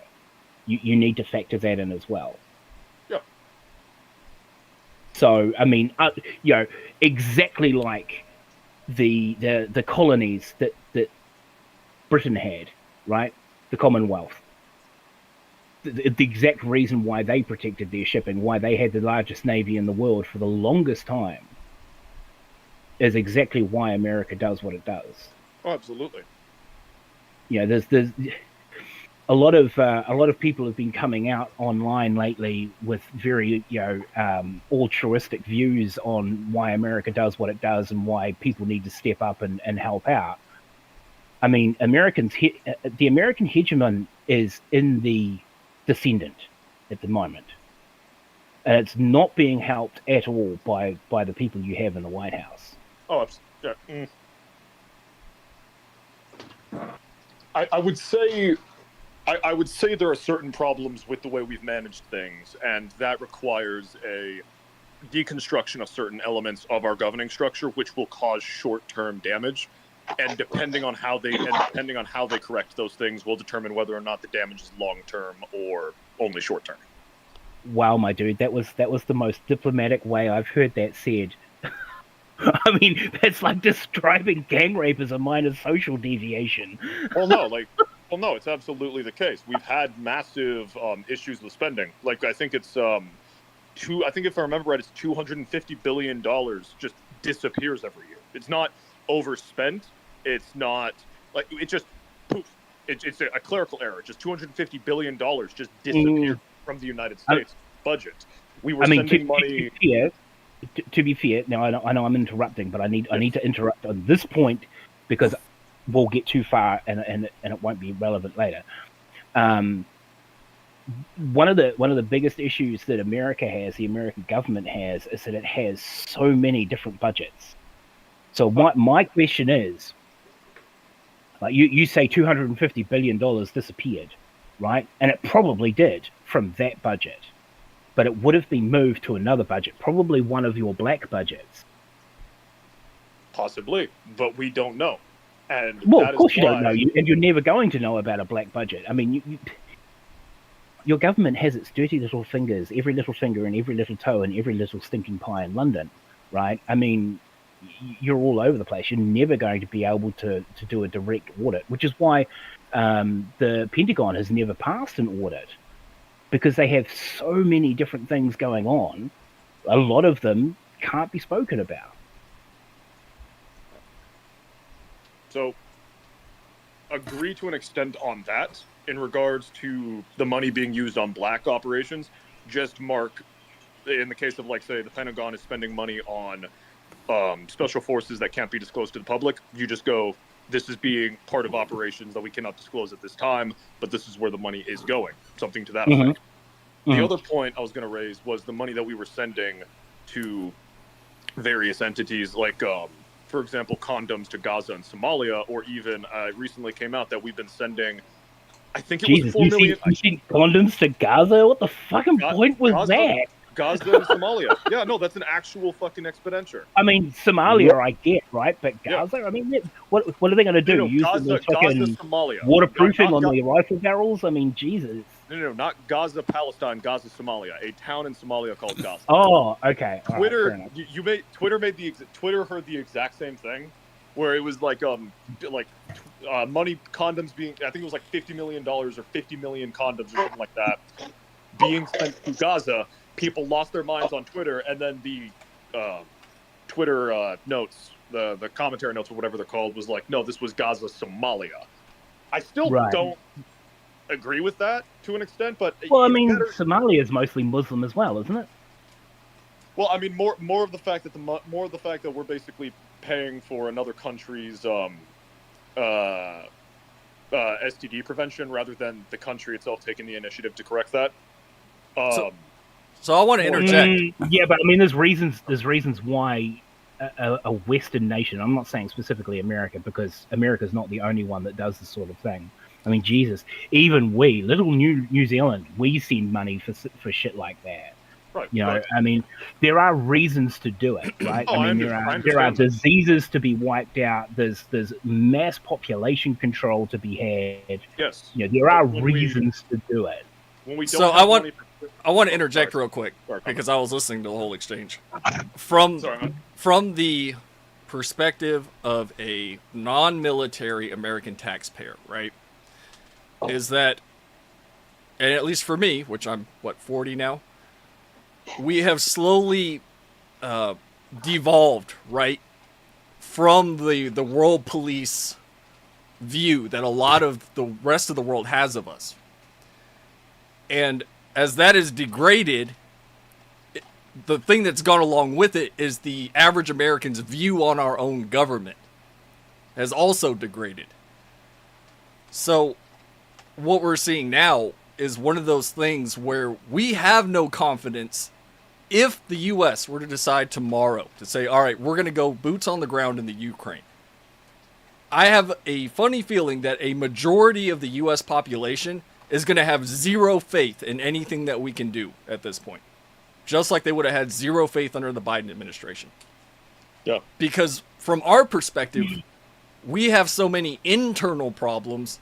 You know, we're looking at inflation, we're looking at taxes, we're looking at, you know, how the government has been spending money left and right as people lose their jobs, as companies go under, you know, as we're outsourcing more and more and more. You know, all of these things have just compounded to the point where we are now. Where it's like, all right, we want to fix our own shit now. Y'all can all fuck off. That's what's happened. Yeah, and that's fair. That is fair. I mean, there is like we talked before about the ridiculous procurement of the Queen Elizabeth class carriers for the Brits, right? I mean, Yeah. the first thing they should have done is not canned the Catabar system, right? So that they could have been actual fucking decent super carriers. I mean, they're good enough right now, but they could have been so much better. I mean, like the Americans have wasted so much fucking money, like screeds of fucking cash on the still do. Zumwalt, on the Independence class. I think it's the Independence class, the LCSs, the two versions of LCSs, and they're still building them. They know their shit. They know they don't work. They know they fucking sink in a short breeze, but they're still building them. Right. It's fucking retarded. Sorry for the language. No, it's absolutely. That's where your money is going. Right. Yep. I mean, I looked on. I saw on Twitter the other day. I think Metro liked the thing. Elon said, "Let's look at where the hundreds of millions or hundreds of billions or whatever of dollars have gone into Ukraine. Let's do an audit and look at that." And it's like, well, look around the battlefield, man. That's where it is. But the money never left America. That's the one thing they're not saying. The money never left America. Oh, it's all coming back to us one way or the other, right? Yeah. But the problem It was is that all funneled Usually into the defense hands of politicians or their PAC allies. the problem is that this isn't trickling down to the American taxpayer in any way, shape, or form. and it never will. And Exactly. it never will. Right, and we don't. It goes straight into the to the defense. What do you call it? What do you call it? The industrial defense industrial. Military-industrial complex. That's the one. Yeah, it goes straight into that, right? It's all going into it's all lining the pockets of big business, and that's what these deals always do. We're going through the same process where our government is saying, we must have growth to fix the economy.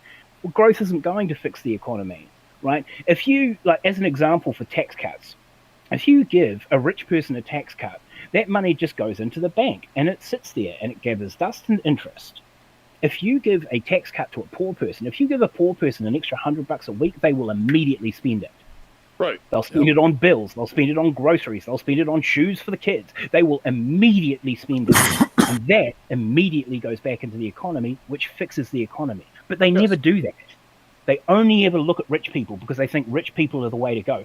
And I'm sorry if you're a Trump fan, but absolute man-baby retards like Trump are only concerned with what rich people think. They don't give a flying fuck what any one of you thinks. He just doesn't care. You could have the best plan in the world on his desk right in front of him to fix every single problem that would work, be efficient, be cost effective. He wouldn't he wouldn't pay it a single moment's of attention because you don't have $10 billion in the bank. Or because we're not clicked into certain circles. And that point. Well, I mean, if you had $10 billion in the bank, you would be clicked into certain circles. So yes, I get your point. Or not necessarily having like liquid semantics. But your point about how if the poor people had the money to spend, that would absolutely, and that's why we want to know what the fuck our government's been spending money on. Most Americans didn't know we've been weekly sending $40 million to Afghanistan, to the Taliban directly, since we pulled out. Why the fuck did we do that? That $40 million, had it not been, because that's $40 million a week, there's 48 weeks a year, so that's 52. 52. Thank you. There's 48 weeks in a working year, if you get 4 weeks off. But valid. Yeah, it's so 52. That's about what, what did you say? 40 million. $208 million that could have just not been taxed. Imagine what the average American tax. I mean, granted, that's like $1 for 200 million people. But if you get rid of that ancillary spending, and then a little bit there, and you pare down what the government's doing, that's less money that needs to be taxed, meaning more money for the average person to have. That's why people want the audit 100%. 100%. I mean, I said exactly the same thing. That I'm about to say now. I said yesterday about my own government, right? I'll give you the brief TLDR, right? So my government is 120 MPs for a population of just under 5.5 million. 120 MPs. That is absolutely retarded. It's our population isn't even one of your mid-range cities. And how many politicians would you have in a city? 10, 15, 20? So my point here is, right, we could save an incredible amount of money at like what, I think it's like 150,000 average salary a year, right? If we chopped our MPs back to, let's say, 80, like we used to have, we'd be saving millions of dollars a year. The US government could do exactly that. I mean, you have so many fucking people in your government. It's retarded. I'm amazed you're able to get anything done. We don't. Unless it's laundering money for the aristocratic class, we don't get anything done, which is why you've got local government, so you've got governors, you've got the local Senate, you've got the federal Senate, you've got Congress, you've got, I mean, Jesus, there's probably thousands of people that are just employed for the sake of being employed because the government needs to exist. Yeah. You could pare that back something fierce and save billions of dollars in yearly salary. To be fair, I think they're trying to do that now. I hope. Well, Yeah, I mean, unfortunately, the way that people like Musk work, right, is they look at the wage bill, because the wage bill is the easiest way to fix a financial crisis, because the wage bill is always the highest bill that a business has. Yep. So he looks at the wage bill and he goes, okay, well, we've got 1,000 people on the ground at an average of 50,000. So what we'll do is we'll make that 500. So we'll say 500 times 50,000, and that'll be a shit ton of money. You could have fired 2 managers that do literally fucking nothing but show up and drink coffee all day and maybe, give a stern look to a secretary, and made exactly the same savings while still maintaining your usability in whatever system that you're doing. But instead, you cut your usability in half, right? That's what the kind of people like Musk do. So they're firing, low-level functionaries all over the show trying to save money when they could be, or should be, looking at the higher levels. No, I agree.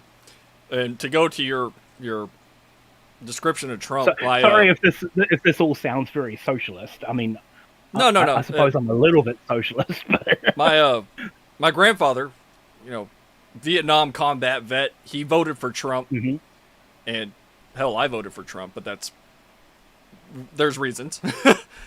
But his example of Trump, exactly. I agree. He was the best of a bad situation, and that is the problem with a two-party system. Yeah, and his description of Trump is, for those that have seen the movie, is the ugly American. Is his example of what Trump is. Trump is the ugly American. And it sucks because you look at the way he behaves sometimes and you're just like, man, I wish he wouldn't have done that. I wish he wouldn't do this. I wish he wouldn't say that, Honestly, the way that him and JD Vance ambushed fucking Zelensky in the Oval Office the other day, that I would be embarrassed if I was an American. That whole thing honestly. shouldn't have happened to begin with. None of that should have happened. And I mean, if you had a real politician in the Oval Office, then that wouldn't have happened. But and the alternative was if we had Biden still in the office, we'd never know about it, and they just ship off another $500 billion of our money. And once again, Trump was the best of a bad situation. Don't get me wrong. So Kamala Harris was a total fucking write-off. Yeah, and fundamentally, that's the problem that we this is going to sound a little bit like off, but that's one of the problems that we've had with our political system is we didn't have to really think about who we were voting on for 20, 30, 40 years, so the electorate just doesn't really care. And then now we're at a point where, oh crap, we actually kind of need someone who's not completely useless, but because we allowed for politics to basically just be a game for people who cared, they've built the apparatus in a way where only the people who have certain connections are able to get involved. Technically speaking, your freaking combat right now, he could found his own political party and he could try to do it, but because he doesn't have the connections and he doesn't have the buildup and he doesn't have the war chest or the capital, I think you nailed it with your last point there, right? The war chest, right? The money. Exactly. Money is politics. Well, not just it's not just the money; it's also the connections. Like even if he had $1 trillion to spend, if he's not clicked into the current aristocratic apparatus, it doesn't matter how much money he's got if they recognize that he's not in their best interest. Well, I think that's I starting to disagree change. with that. I mean, if you had the money, you could buy the connections. Yeah. Not necessarily. If your platform is antithetical to the current system, it doesn't matter how much money you have. You're their enemy. That's why they got rid of JFK. Yeah, Yeah, do you mean like more in terms of like ideologues? Say that again. Oh yeah, I was asking if you meant that more in terms of ideologues. No, I mean in like the entrenched leadership is what I mean. Like if, for instance, even if let's say Combat was like, yeah, I've got $1 trillion, and I'm going to run on a platform that says I'm going to break down the federal government into smaller components. I'm going to return to a pre-World War I, World War II consolidation of federal power and go back to where each of the states is significantly more autonomous. I'm going to get rid of the Department of Education. I'm going to, like, he lists off all these things that Americans want, that Americans would love to have, but if the entrenched aristocracy doesn't want him to be removed, and I know aristocracy is the wrong word for it, but I've never heard a comparable. No, you're fine. You're fine. Yeah. I mean, everybody understands it, so you're fine. Yeah, I mean, words mean things, but I haven't heard a better word for it, so I'm going to continue. I mean, to use it. in Europe, aristocracy means like royalty. In America, Yeah. Aristocracy means I have $10 billion in the bank. Well, not just $10 billion, but again the connections, because if you just randomly have money but you're not connected to the right people or you have the wrong opinions, then they're not going to play ball with you, and that's the fundamental problem. The American electorate have ceded political authority to these groups, so now it doesn't really matter what we want because we don't make decisions. We make the decisions they want us to make. So you're right in the sense that for the longest time people haven't been paying attention, right? And then people are just going to toe the party line and vote for who they want to vote for. But I think we might be getting back to the point where that's not the case, where people are actually paying attention to their politicians and the people that are representing them versus, I'm going to vote straight ticket Democrat. I'm going to vote straight ticket Democrat. Right? Right. And I hope that's the case. I really do. I hope more people. I didn't vote. I've told you all this. I haven't voted the last several elections up until this last one. But that wasn't just me. That was a large swath of the population that said, all right, I'm going to do my civic duty and vote for who I want to be in charge, right? So, the conflict going on in the Ukraine, the stuff that's going on in our own government and everything else, there are more people that are paying attention to what the government is doing now than probably ever before. And the problem with the Biden administration is that everybody was forced to sit back and watch, right? Even if we disagreed with it. We're sitting here going, all right, I guess they're doing this now. I guess they're doing that. And now you're seeing more people being vocal whenever their elected person of choice fucks up. Which is a good thing. It's a good thing. It is absolutely a good thing. I mean, the problem is you can't. The way your government is structured, you can't stop Trump from doing certain things, and that's an issue. I mean, he can't go to war because you need Congress to go to war, but I mean that doesn't stop him from putting boots on the ground in places. Yeah. I mean, it doesn't stop him from signing executive orders to do this, that, and the other thing. Now, those orders can be fucking rescinded as soon as the next guy gets in, sure, but for the time that he's there, it's a problem. Yeah. Now, I don't have an issue with the. Sorry, I'm still going. Yeah, I don't have an issue with the with the gender thing. I think the shit that he's doing with DEI I think is great. I really, really do, because that shit has just gotten so far out of hand it's retarded. But other things he's doing, especially the Doge thing. I mean, I get wanting to be efficient, but to just get someone like Musk and to do that kind of job is just like, you might as well just fucking set a match to it and call it a day. Honestly. Yeah, I mean, I've said the same thing about some of the changes that he's made, and then the problem. I know I said that this is on the right side of things. I guess you could even call it from the U.S. standpoint, but I'm seeing a lot of this talk happening on the Democrat side of things too. I've seen people that are hardcore fucking Democrats go, I don't see us winning another election for like the next 8 years because of the way the Democrat Party has devolved. So I think this is happening across the board, right? You've got people wanting to return more to the middle instead of having these fringe politicians in charge. And I'm talking about people like AOC. I'm talking about people like Rashida Tlaib. I'm talking about people like Crenshaw on the right. You know, we've got all sorts of Pelosi, people that have been in Congress for as long as I've been alive or longer. People who have which been is wrong. That should never fucking happen. Oh yeah, I mean, absolutely not. why do they not have term limits? Right? They absolutely should to fucking And that's- cycle people through.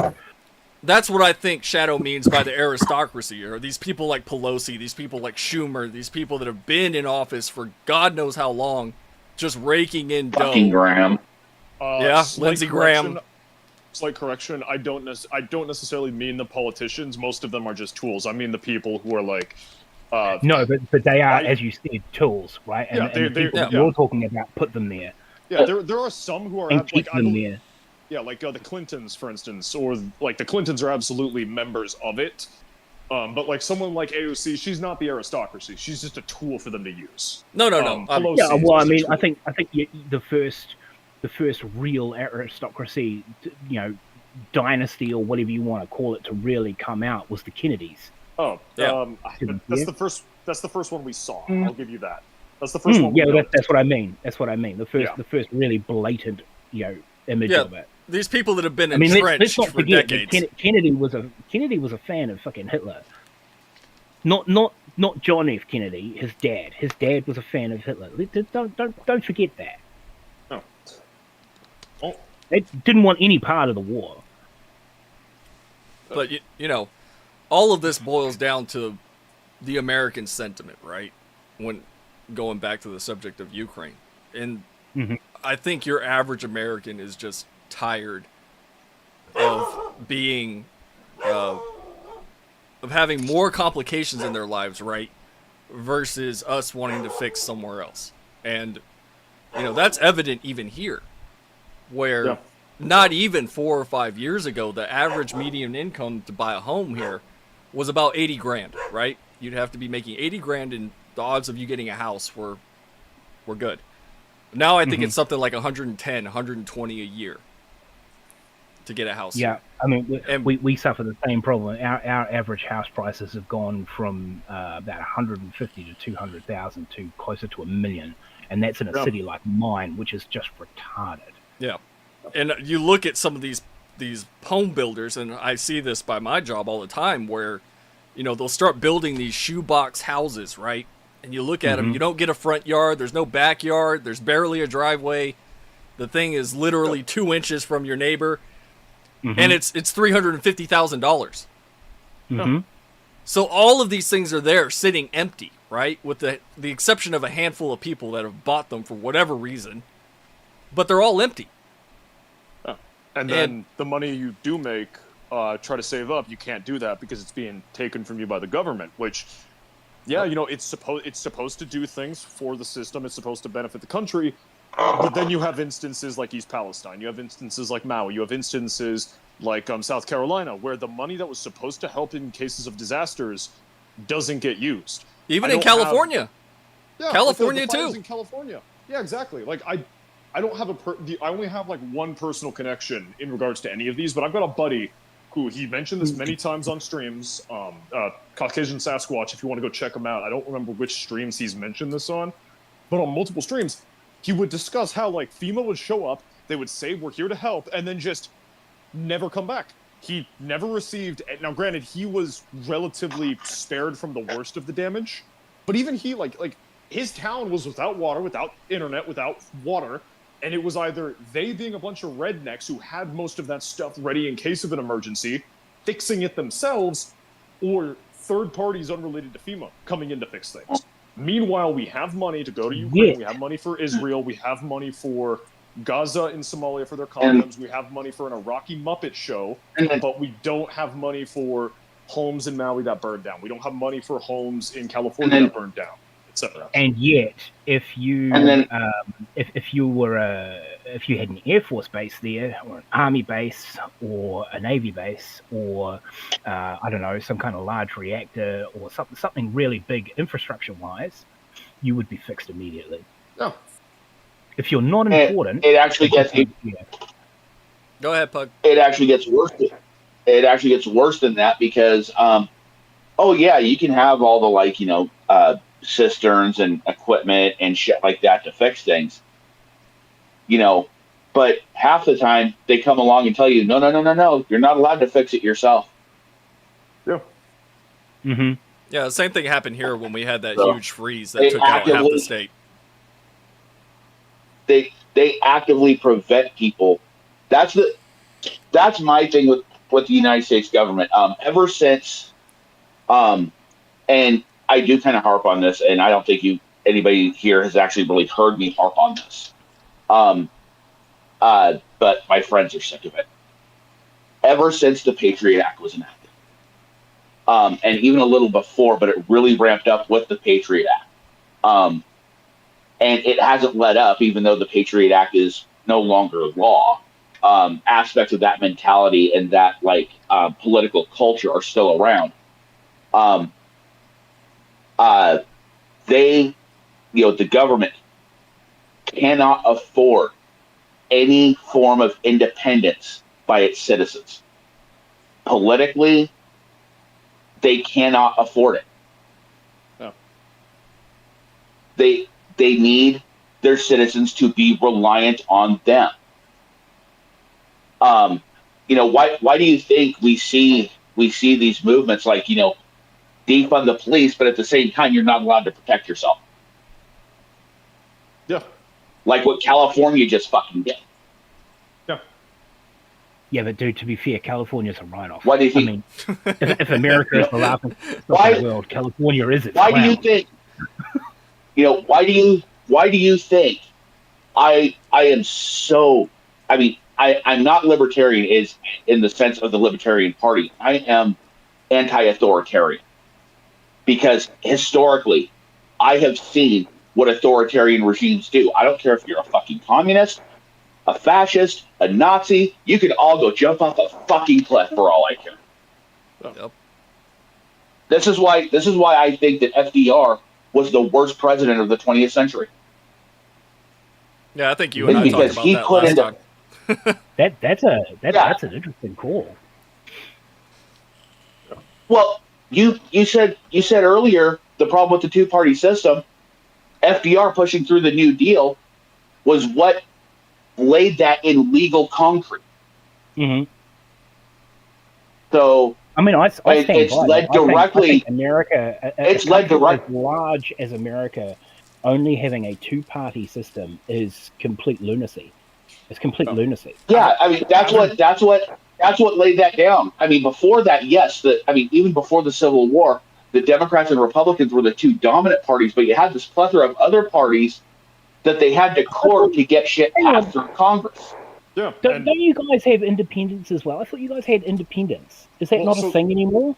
Well, the thing is, like, they're just so ineffective. Like, there is a Libertarian Party, but they are so ineffectual compared to the entrenched Democrat and Republicans that it doesn't really matter. Like, they may get a seat in a county election, but they're not going to affect anything on the national level. And plus, technically, we have two. I don't know how much you know about how federal level politics works, but we have technically two independent senators. And just as a brief rundown for anybody that doesn't know, we have two chambers of Congress. We have the House of Representatives, which represents the people, and then the Senate, which represents the state legislature. Mm-hmm. We have two senators that are technically independent, but they caucus. Basically, they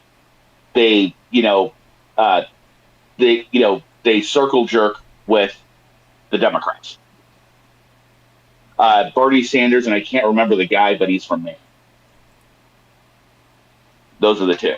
A historic mission. And that's, and the Libertarian Party, don't get me started on those dickheads. But yeah, no, No, the big, huge problem in this country, politically, is the Republican National Committee and the Democrat National Committee. Those two bodies need to be tossed into a fire and forgotten about.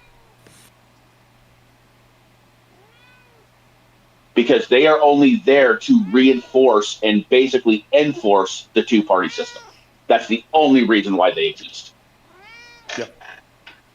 My cat agrees with you, apparently. Smart cat.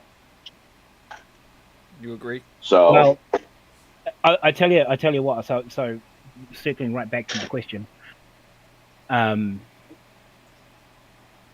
can tell you this from a non-American perspective. The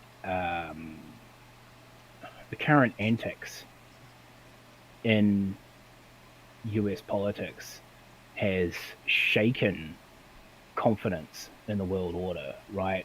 And the most scary thing about that is that the further back America pulls, the more vocal China gets. And as much as I rail against what I call the arrogance of the Americans, because you guys kind of are. We deserve it.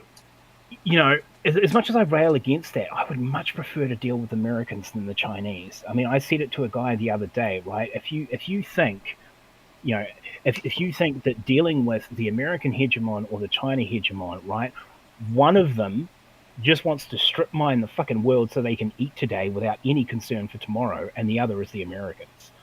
If you think that the Chinese are better, then you've got you seriously need to look at your priorities. I am as a Kiwi, right? As a Kiwi in the bottom of the South Pacific, which is one of the reasons why I wrote my book. I am incredibly fucking concerned about just how deep China is getting into the Pacific. I mean, if America doesn't wake up, China will own the Pacific, and America will have nothing. There's a reason why there's a reason why the U.S. has sat there and went, looked at Japan and went, you guys have been really good for like 65, 70 years. So we're just going to kind of annul that treaty that was signed on board the Missouri, and you guys can build carriers again. As a matter of fact, we'll fucking help you. Okay.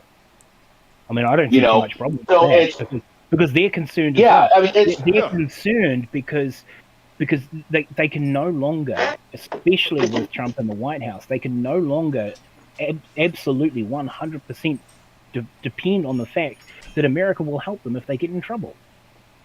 Which we've had, had that pseudo guarantee. Well, no, let's face it. We've had that guarantee ever since 1945. Right? We've always had that guarantee. I mean, the South Koreans are concerned about the North. The Japanese are concerned about fucking everyone, particularly China. We're concerned about China. This is the reason why Australia is arming up, and it's the reason why our government, our pacifist government, is about to launch an enormous fucking defense spending spree. Because we can no longer depend on America. That's a scary fucking situation, man. Well, that's a scary situation. That's what I meant whenever I said the degradation of the American people's confidence in their own government. If we can't rely, if people feel there's an overwhelming sentiment that people can't rely on their own government, then now we're looking inward instead of looking outward. And I don't think that's going to change until things start getting fixed here, personally. Yeah, no, I agree with you. I agree with you. I mean, look at Poland. Poland is another prime example. Poland is based. You look at what I mean. Trump said 5%. 5% is retarded. 5% of defense spending, or 5% of GDP on defense spending for the majority of European nations is so far out of the realm of possibility. It's it's ridiculous. They are just not capable of doing it. That's approaching fucking that's approaching freaking like Reza Shah, not the Shah, but the dad levels of spending, which was ridiculous even for the time. Yeah, but you look at, I mean, Poland has managed to do it. I don't think they're spending 5%, but it's close. It's like 3.5, 4, something like that. Yeah, But they're they are matching the US. seriously arming up, man. They are seriously arming up because Well- they have no confidence that NATO's going to stop Russia from fucking steamrolling them again like they did in 1939. They have no confidence in America. None. Which is good in my opinion. Well, it's good in the context that if everyone is worried and everyone is prepared, then we're in a better situation. If you have a neighborhood that's like worried about a hurricane, if everyone's expecting one dude to have the water, have the food, have the generator, you're all fucked. But if everyone's got a generator, if everyone's got water, if everyone's got food, when the hurricane hits, you're in a better situation to work together than if one person has to start handing out. Sorry to cut you off, Pug. No, I get what you're saying, and I agree with you. But I mean, it's the same situation as like the fire department. It's like watching your house burn, expecting the fire department to show up because the fire department is there, and you've supported the fire department. You might not have done it militarily, but you've supported the fire department all those years, all those decades, and then the fire department never fucking shows, which is exactly what you saw on the face of fucking Zelensky in the Oval Office. Yeah, or FEMA. He had those guarantees, and fucking Trump, the man baby, because he was stood up to, went all petty on him. Pug, what were you going to say before we start talking again and cut you off? Well, let's just ignore the fact that Zelensky lied. But anyway, no, I don't know how much any of you have done research into this, and I mean, I've done a lot of research into it. But there's declassified reports from several nations, that all basically say the same thing. If at the time Soviet Union, but now Russia, were to just simply steamroll into Eastern Europe, no force could stop them just because of sheer numbers. Now, eventually we could push them back. And it was actually very likely that we would push them back. But the initial steamroll would be unstoppable.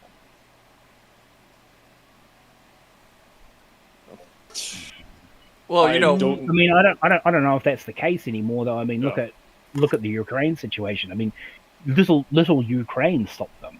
Well, in the case of that was they were going to Ukraine. Yeah.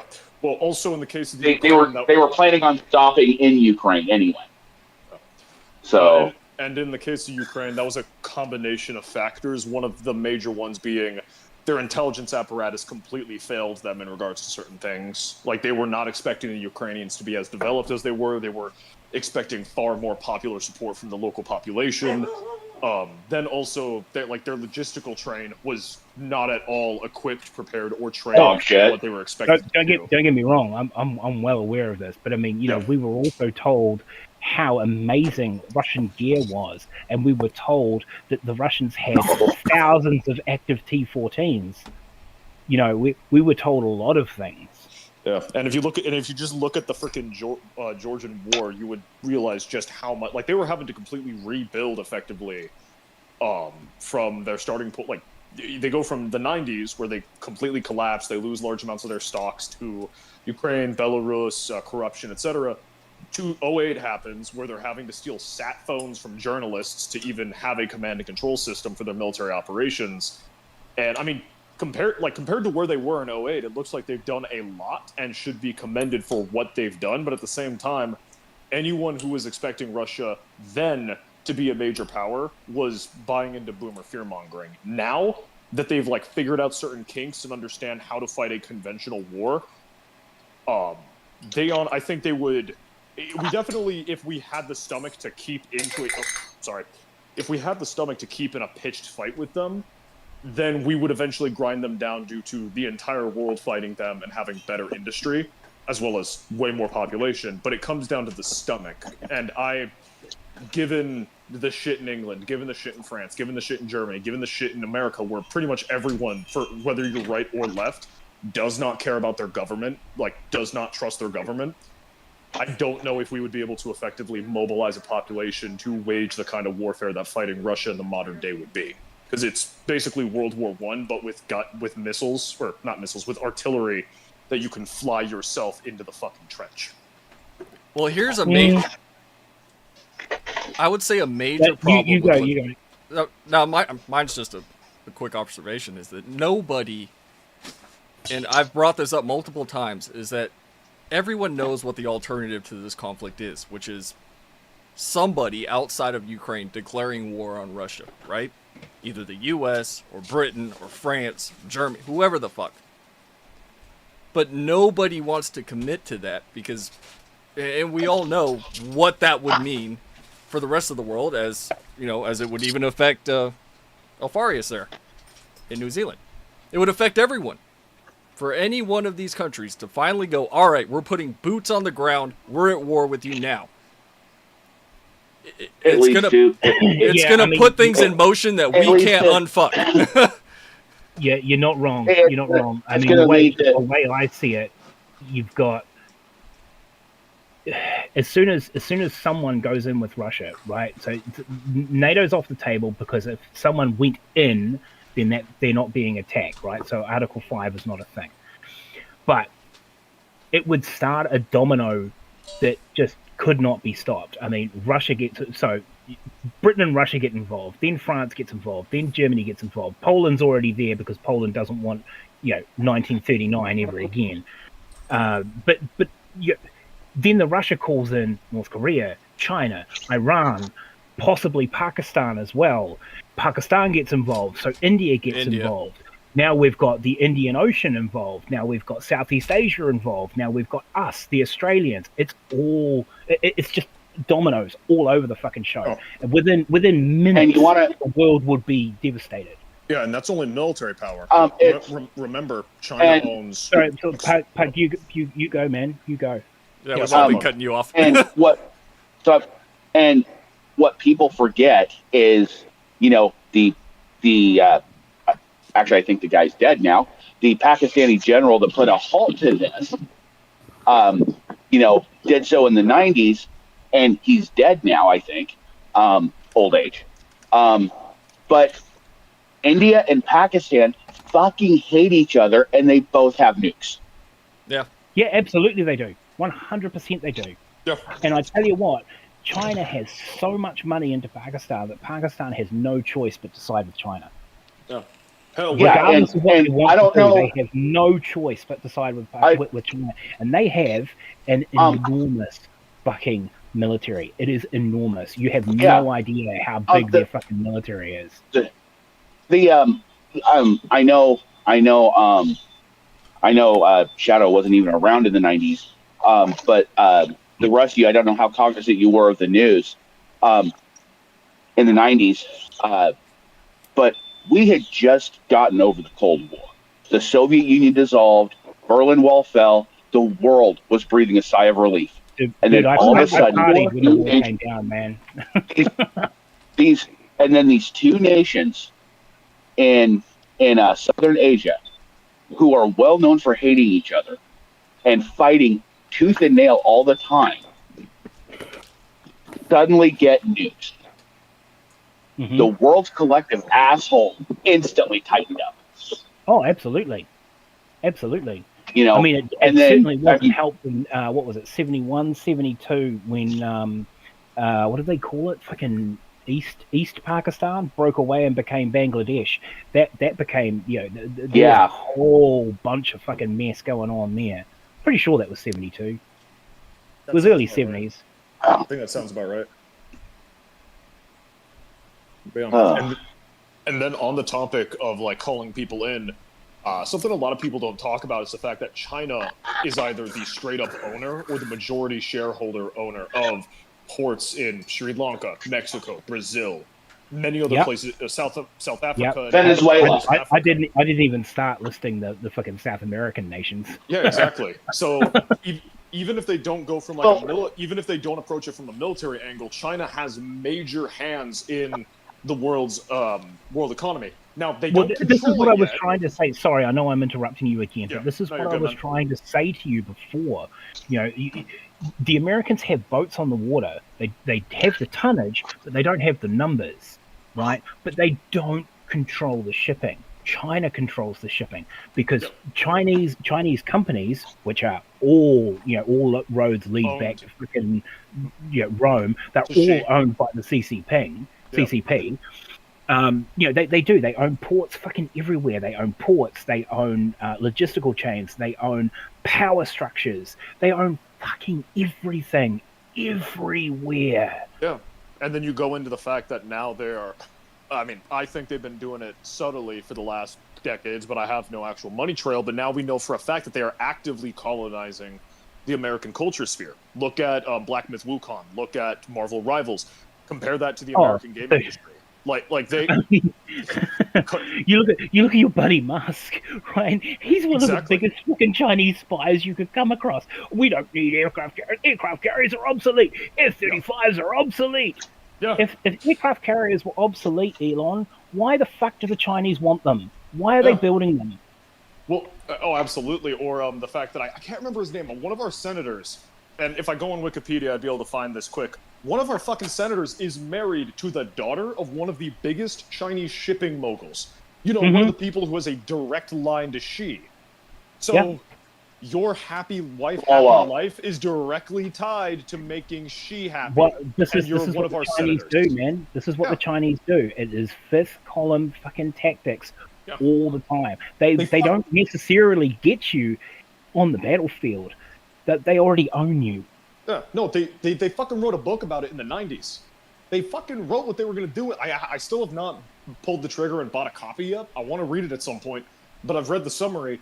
They wrote the fucking book in the 90s. Unrestricted warfare. If you want the summary, just read my book because it's all in there. So we can shill you using Combat's channel. What's the name of the book? Silent Waters. Burning Sky. Silent Waters, Burning Skies. I don't know why I fucking. Silent Water, Burning Skies. Yeah. I still at some point do want to read the 90s one, but I'll try to pick up yours and slip it into my schedule. Silent Waters. Hang on, I'll tell you what I'll do. Yeah, there we go. Just to add a little bit of feedback to this, your average American is aware of. Oh, let me rephrase that. Your average American that pays attention to politics is aware of the threat that China poses to practically everyone, right?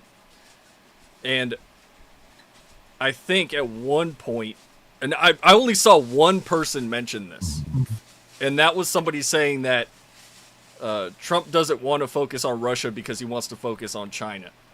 But you never hear what they're talking about doing with China outside of, China bad, right? Okay, but meanwhile, China's buying land in Texas. China's buying farmland in California. Like nobody's stopping anything. It's just China bad. Yeah. China's deploying their own version of the gene bomb, JEAN, not GENE, just to clarify.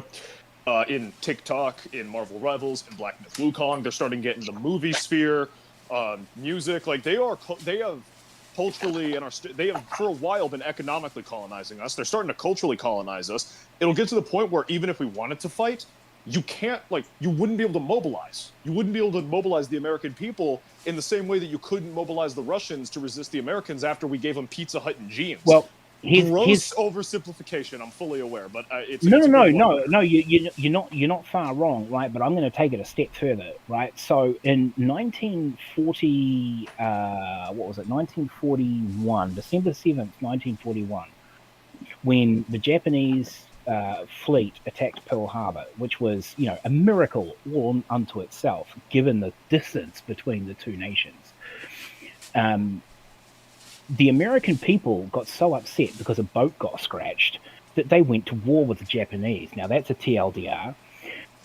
Now, what happened was within days, the American industrial might kicked into gear. Right now, I have stated many times throughout my entire life as a historian, the Americans did not win the Second World War. The Allies won the Second World War, but the Americans certainly didn't win the Second World War.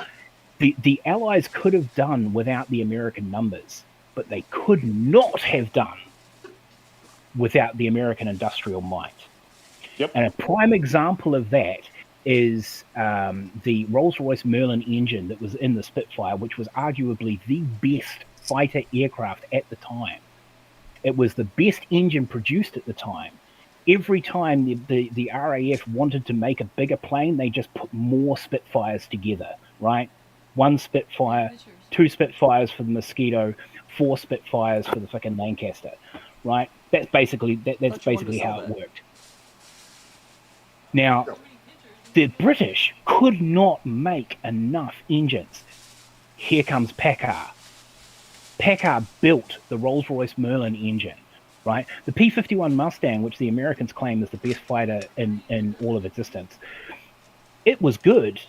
It was really good in its design stage, but it became better when the British put the fucking Merlin into it. It became what it was when the British put the Merlin into it. Now, that's just a little aside. What I'm trying to say here is that the industrial might of America was absolutely out the fucking gate, right? It was so amazing. Yeah, it's a continent dedicated to warfare at that point. Do you think today would be the same? Because I tell you, no, it would not. No. In 1941, you had something like 30 shipyards. 30, maybe even 40 shipyards by the end of the war. Like, you went from a navy that had, I think, at most 6 aircraft carriers, I think, right at the start. You had 6 aircraft carriers. At the end of the war, you had over like fucking 5,000 Navy ships, and almost a fucking 1,000 of them were aircraft carriers. Most of them light carriers, don't get me wrong, but almost 1,000 were fucking aircraft carriers, right? That is amazing. You had a dude who had no fucking education, no college education, who took the logistics and slammed it on his head, right? He was building Liberty ships like one every week or every month or something. He was building so many fucking Liberty ships so fucking fast that he couldn't keep up with the with the demand for using them, right? He had that fucking many. I know that sounds weird, but you get my point. Yeah. The sheer industrial might of America was absolutely amazing. Packard don't even make their own fucking engine blocks anymore. They're made in Mexico. Yeah. To be fair, Right? that's one of the points that Trump ran on, was bringing back and trying to increase industrialization. Do it. Yeah, I know. Making shit more expensive for you is not going to fix Trust the me. fucking problem, my friend. Funnily enough, and this goes back to what you were saying, funnily enough, the company I work for buys most of our steel from China. Mm-hmm. And then we take that steel and we run it through heat treating and all this other shit. We basically improve the steel, right? So of course, the tariffs, we're buying from China, we're buying steel. So now we're paying tariffs on steel. And now we're paying, double whatever we were paying. So now that's passing down to the customer. The customer's prices are going to go up. Well, at the same time, he's saying he's going to improve the oil and gas industry in the U.S. And, of course, we haven't heard fuck all from that yet. Like you said, it all leads back to China. The oil and gas industry in the U.S. couldn't get much better. I mean, it's pretty fucking decent for what it does. I mean, remove a few of the environmental restrictions that we don't. I mean, there are some that we need. Absolutely, we'll agree that there are some that we need, but then there are some that are a little bit superfluous. Finish that one pipeline we wanted, and we could make it better. Yeah, I agree. 100%. I mean, there's again, this leads back to one of the points that I was making earlier, right? Bureaucracy needs to go, right? I mean, bureaucrats are like HR departments, right? They're like your biblical devil. I know that there's some of you that are religious because you're American, but what is that saying that the devil's greatest trick was convincing that he doesn't exist. The world that he didn't exist. Yeah, HR department's greatest trick is convincing the world that they're needed. And so do bureaucrats. See, right? I'm curious what your thought on this, because I've made this point before with a lot of other people. So I'm personally of the opinion that we need to return to the pre-World War I, World War II system of the federal government exists to maintain the territorial integrity of the states and to manage interstate commerce as well as foreign affairs, that sort of thing. And then things like education, things like local infrastructure, things like that should be pucked down to local county, or state governance. Basically, the government just tear the government down as fucking much as possible. Let the states handle things. And I would go so far as to even say, let each state make its own army, and then you. Well, I mean, to be fair, each state does have its own army, right? That's what the National Guard is. Guard. Well, I mean, get rid of the federal army and keep the United States. Basically, have the federal military be the Navy, and then have. I don't know if I would agree with that. I don't think that would work for you as a country. I really don't. I mean, you don't necessarily need a massive standing army to an extent, and if we maintain the Marines, no. Well, I mean, you do what the English did, right? I mean, for fucking hundreds of years, while the English controlled 2/5 of the world's fucking surface, right? Yeah. Their biggest military was the Navy. Yeah. Yeah, so, they had a I think it was at most something like 200,000 troops under arms. And most of those were in India, and most of those were actually civilian contractors because they were run by the East India Trading Company. Yeah, you know, they didn't have a big army, right? Their navy was their big thing. Yeah, exactly. And then when you need to call up more forces, you call them up for wherever you can, whether that be mercenaries, whether that be local militias, whether that be pulling up a draft back in the mainland. So basically you have like the Texan army, you have the Floridian army, and you have the Californian army, which more or less exists to maintain certain infrastructure and maintain certain military readiness in the event of needing a military. But the taxes aren't going to the federal government. You cut down the amount of money the federal government needs to spend on having a standing military and limit it to only what we actually need, being our naval assets, our air assets, and our Marine Corps assets. And Coast Guard. Yeah, I mean, your Coast Guard is failing something fierce. Our entire fucking country is failing something fierce in regards to bureaucratic oversight. Yeah, I would have to agree.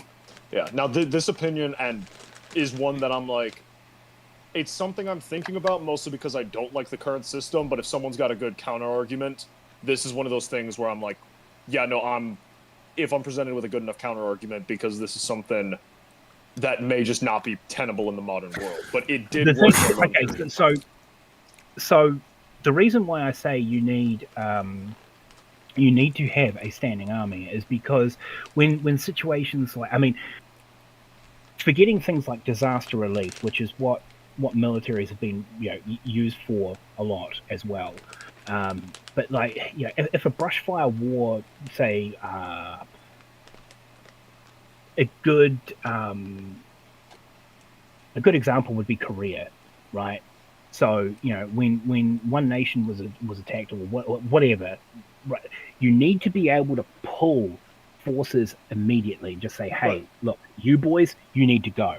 Right? You can't do that if your army is just statehood, because you have to ask the state, hey, can we have the 10th Armored Division from Missouri? Can we have the 11th Infantry Division from Kentucky, please? Can you organize so that you can transport? Because then again, who pays for the transport? Right? This is why you need a standing army. Right. Well, that's again why I'm still in why you would still have the Marine Corps. Like, you would still have the Marine Corps for the rapid, and you would still have, it would be the U.S. Navy is equipped to transport the assets from the states. But you would, and again, I'm starting to see the overall problem being the command aspect of organizing all of that. Well, even in times of peace, dude, we have special forces everywhere. Yeah, so you don't need the amount of special forces that you have. I mean, we us, Australia, the British, we get by with just the SAS, and I mean the Brits have the SBS as well, but of course the Australians have some commandos. I mean, you've got so many, and once again, right? You've got so many different units doing similar but different jobs. Why do you not just have one unit that can do everything? That would make so much more sense. I think an element of that is tradition, honestly. Like the Rangers wouldn't want to get rolled in with MARSOC. The SEALs wouldn't want to get rolled in with the Green Berets. I think is ultimately part of that. And also another part of it is a lot of our special forces should be more accurately classified as specialist forces. So, like the closest that the Air Force has to special forces ground combat is what are called combat control, and they have a very specific job.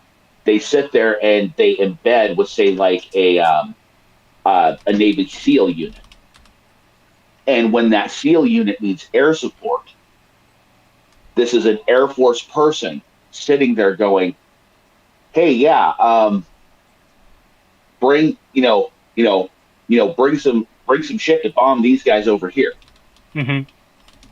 and that is their job. And those kinds of units are all over the place in the military. Units with that narrowly focused job.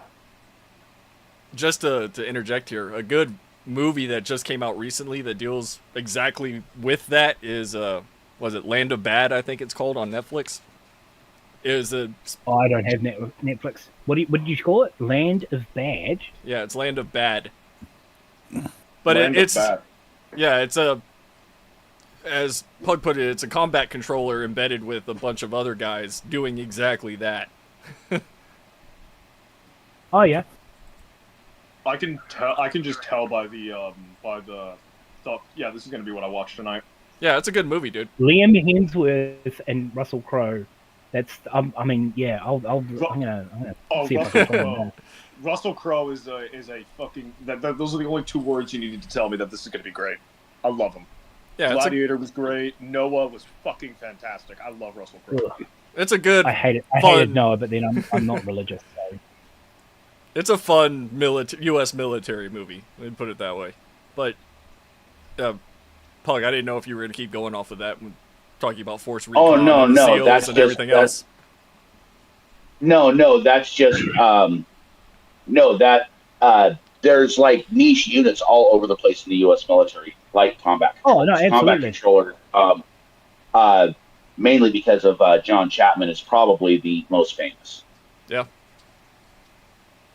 So I mean, dude, I get it. I totally get it. I understand why you have them. I just don't think you should have them. I don't think you need them, personally. Just roll it all into one big unit and cross train. Team America, we'll just call it that. That's half the it's half the reason why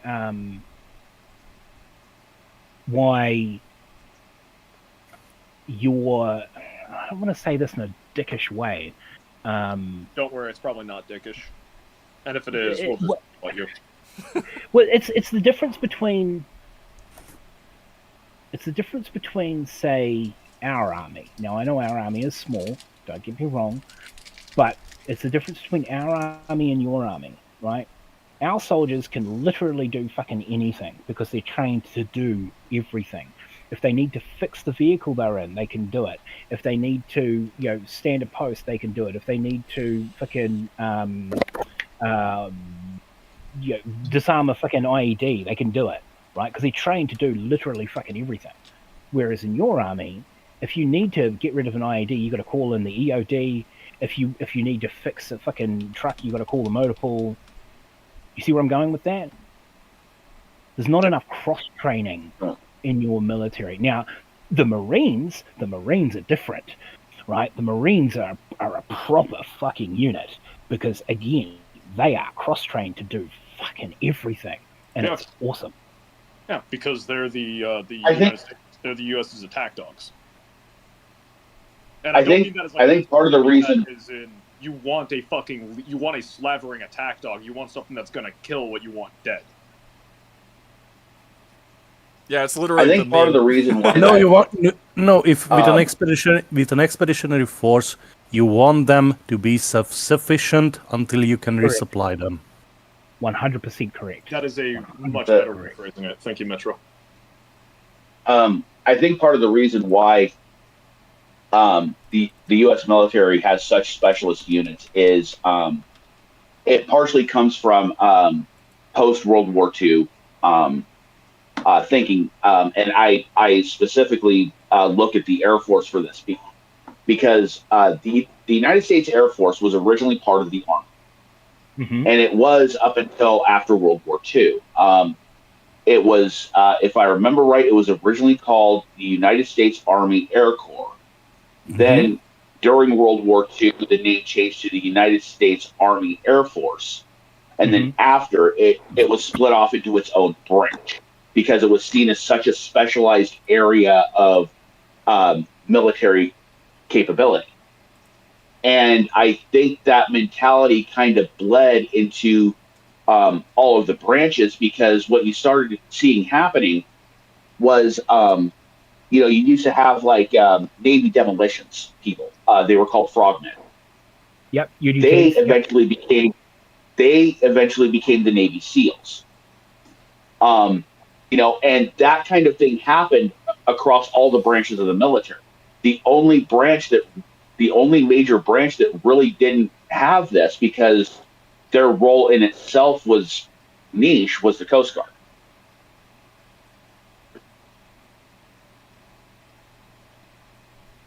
So, but as far as CDAT would probably be able to, if he were here, would probably be able to give a lot more context on this. But the way I understand how, say, like the Army works is everybody in the Army has a thing they specialize in, and that's the first person you call when you need something done, but they're not the only person in the unit that knows how to do that thing. Basically in case that person gets shot.